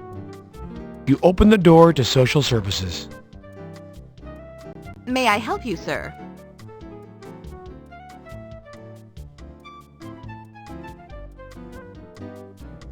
Hello, I'm Detective John Carey, Homicide LAPD. I'd like to speak with the person in charge, please.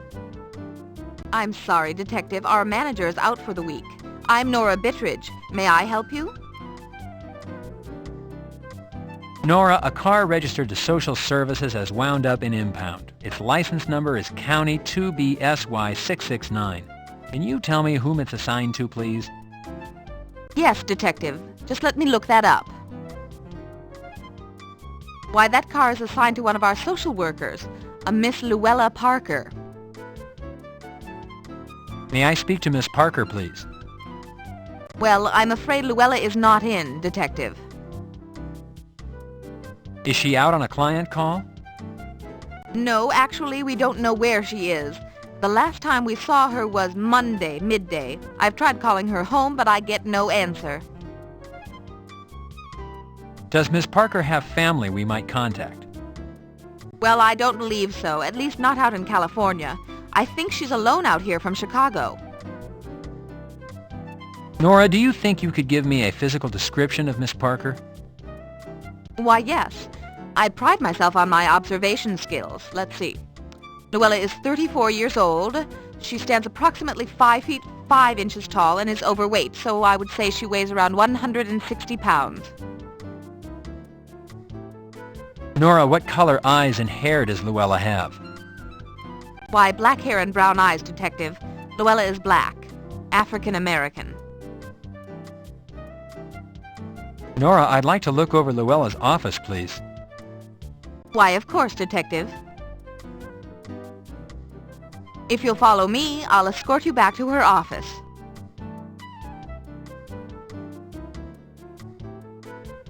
I'll be at my desk, Detective, if you need anything.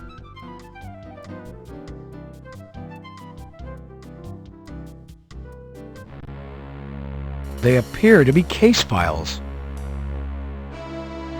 It's an audio tape with a receipt taped to it.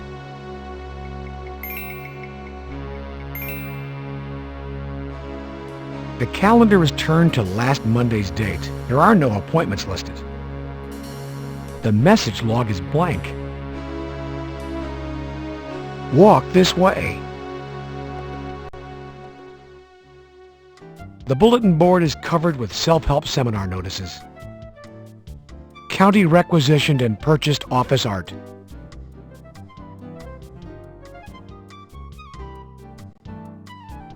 Can I help you with anything, Detective?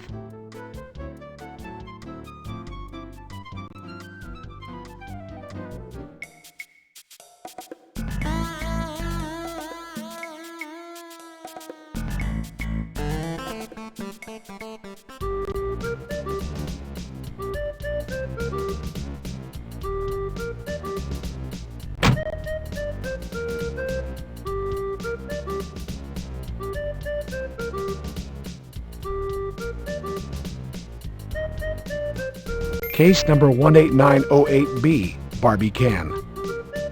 Case number 14434-0, Mitchell Thurman. It's the latest release from Yo Money. The attached receipt is marked Ragin' Records.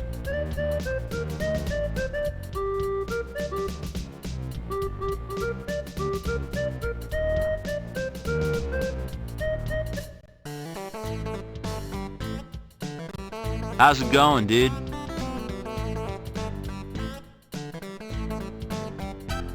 A woman by the name of Luella Parker purchased an audio tape of Yo Money's music from this store. Does her name sound familiar? Nope. Lots of people come through here. Lots of people buy stuff, bring it back. I got stuff coming and going all day long.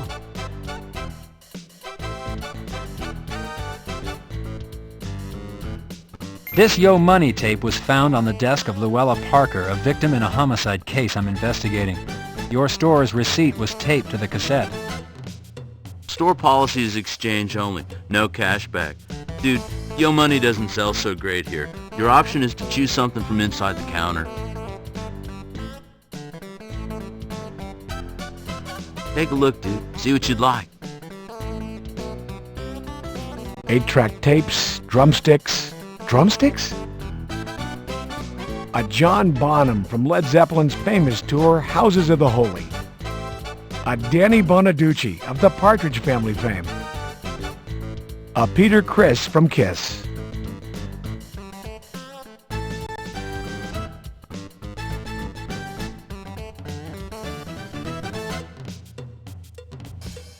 Detective, you're making smudges on the glass. It's your selected classic.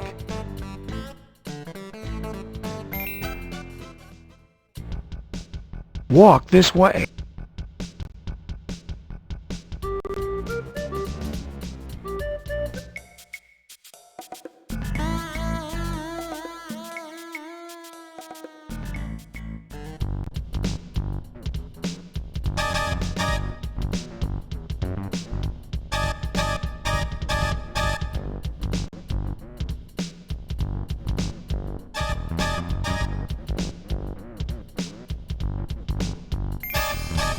Welcome to the Third Eye Theater.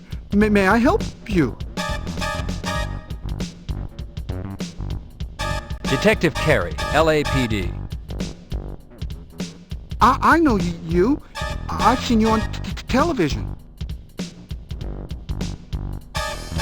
I'd like to ask you a few questions.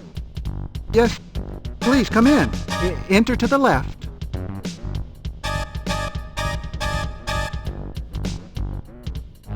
How may I help you? Mitchell, I'd like to ask you a few questions, if that's all right. Yes, of course. Mitchell, have you ever met or do you know a police officer by the name of Rene Garcia? No, I don't. Mitchell, have you ever been arrested or had a run-in with the law? No, really, no, never. I didn't think you did, sir.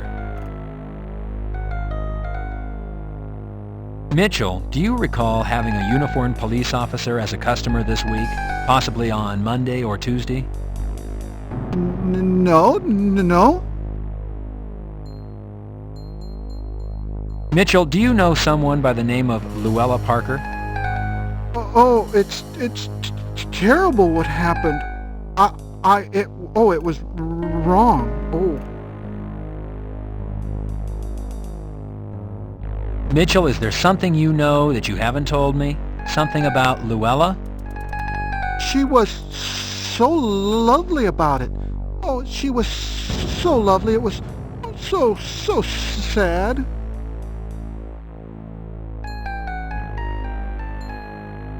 Mitchell, what is so sad? Why don't you calm down and slowly tell me what happened? Okay, Mitchell?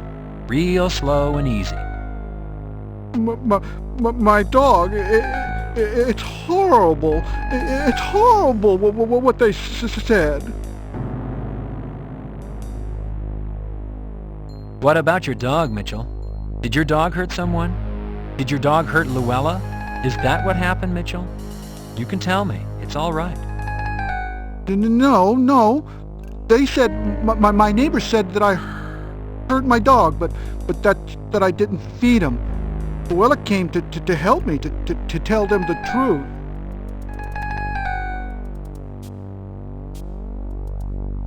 Mitchell, what is the truth? Can you tell me the truth, Mitchell?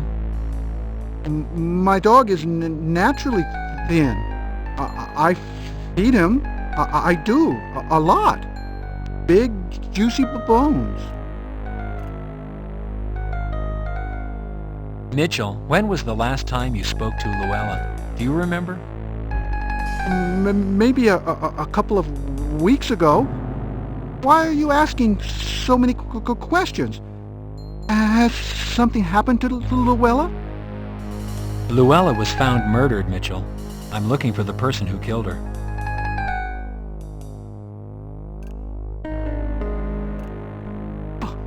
Oh my! Oh no! Oh my!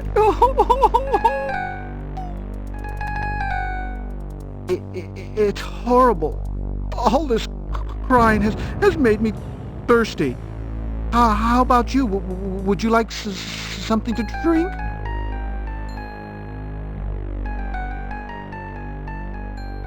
Please, have a cup of tea on the house. The tea is refreshing, if not a little bitter. Don't you feel better? I know I do. How about a movie on the house? Everybody deserves a treat once in a while.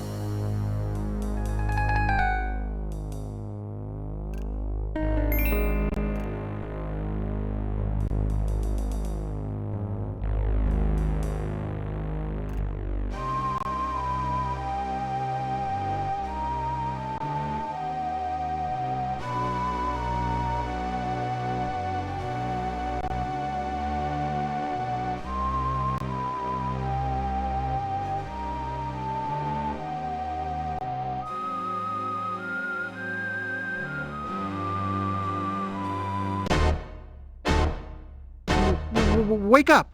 Wake up! You fell asleep. It's time to go. Now.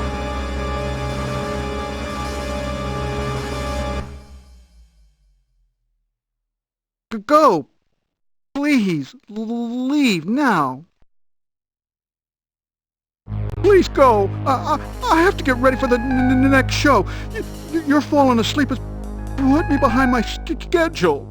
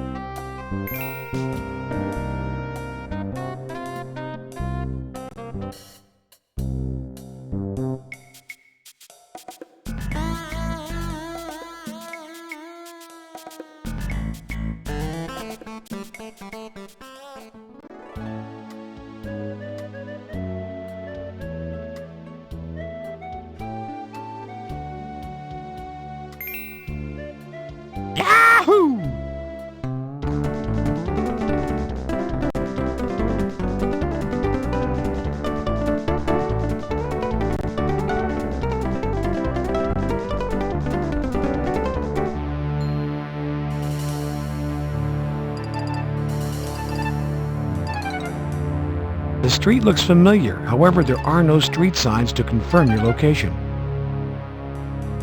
A strange little dead-end alley.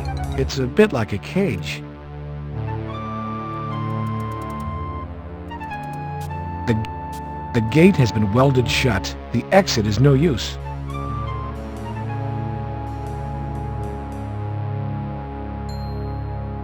A 24-inch pry bar. Very handy. The gate is made of steel. There's no way you can pry it open.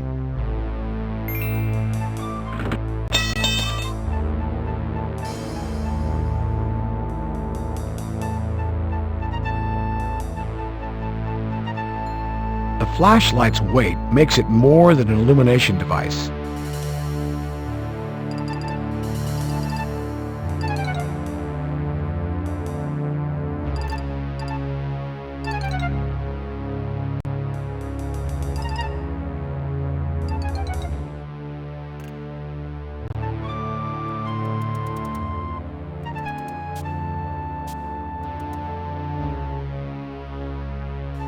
What are you attempting to do exactly, Detective?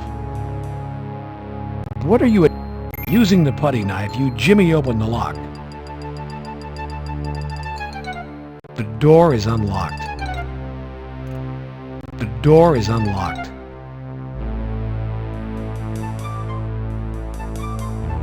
It's a relief map of the world.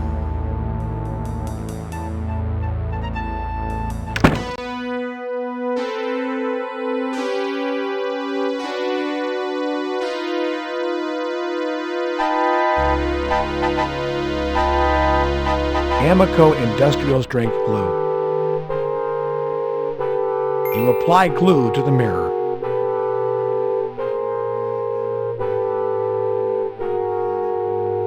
You attach the mirror on to the end of the stick.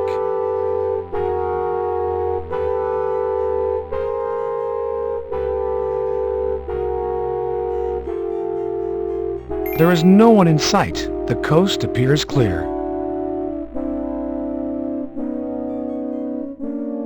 You push the door open.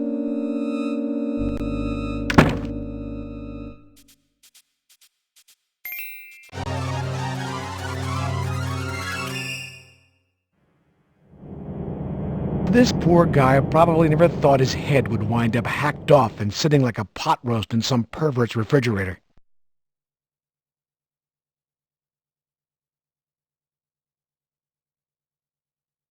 The gruesome details of this job are sometimes overwhelming, eh, Detective?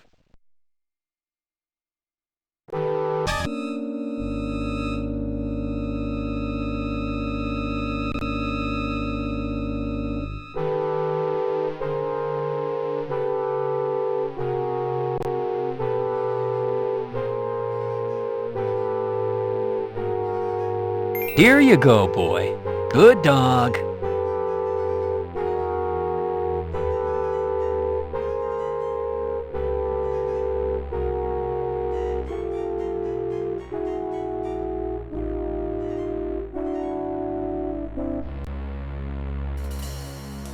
You open the closet doors.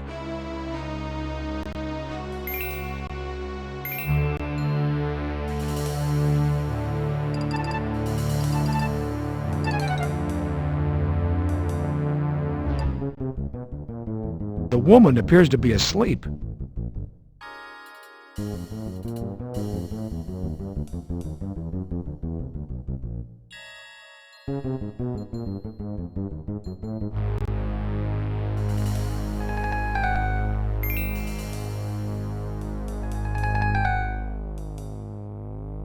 Upon shaking, a skeleton key emerges from the can.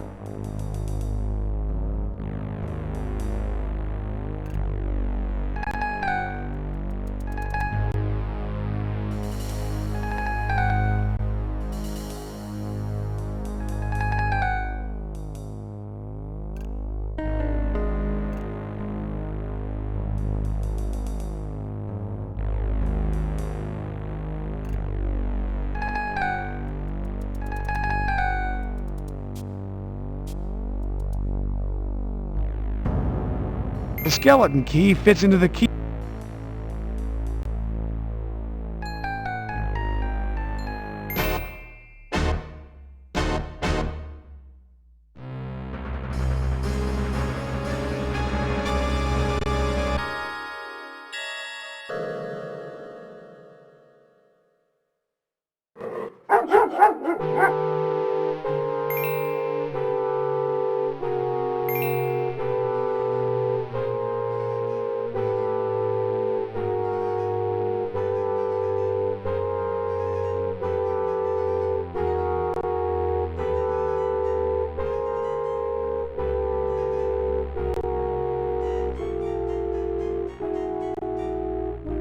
It's a can of Beauty Net hairspray.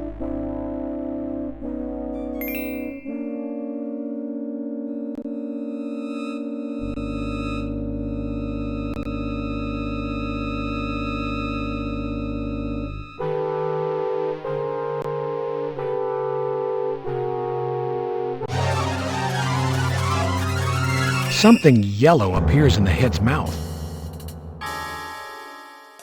What do we have here?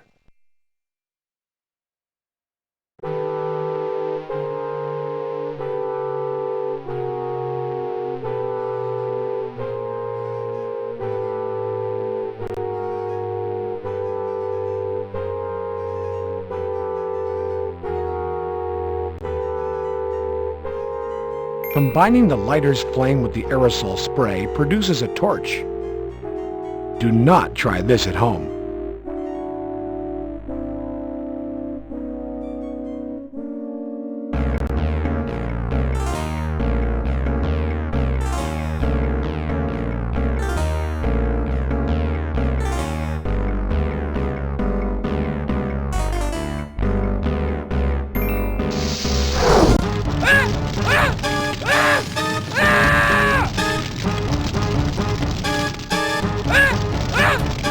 Your action neutralizes your assailant.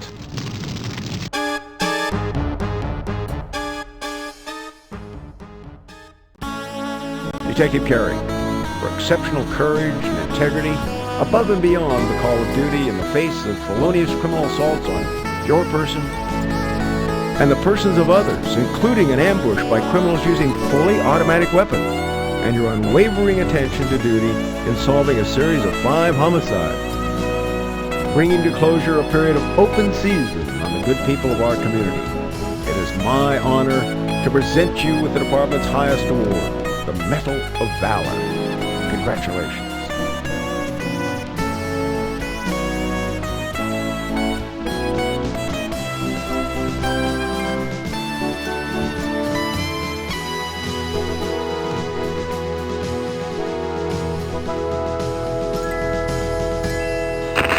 Air 100. A beautiful evening over LA. The sky is clear. The ground appears quiet. We'll be heading out west.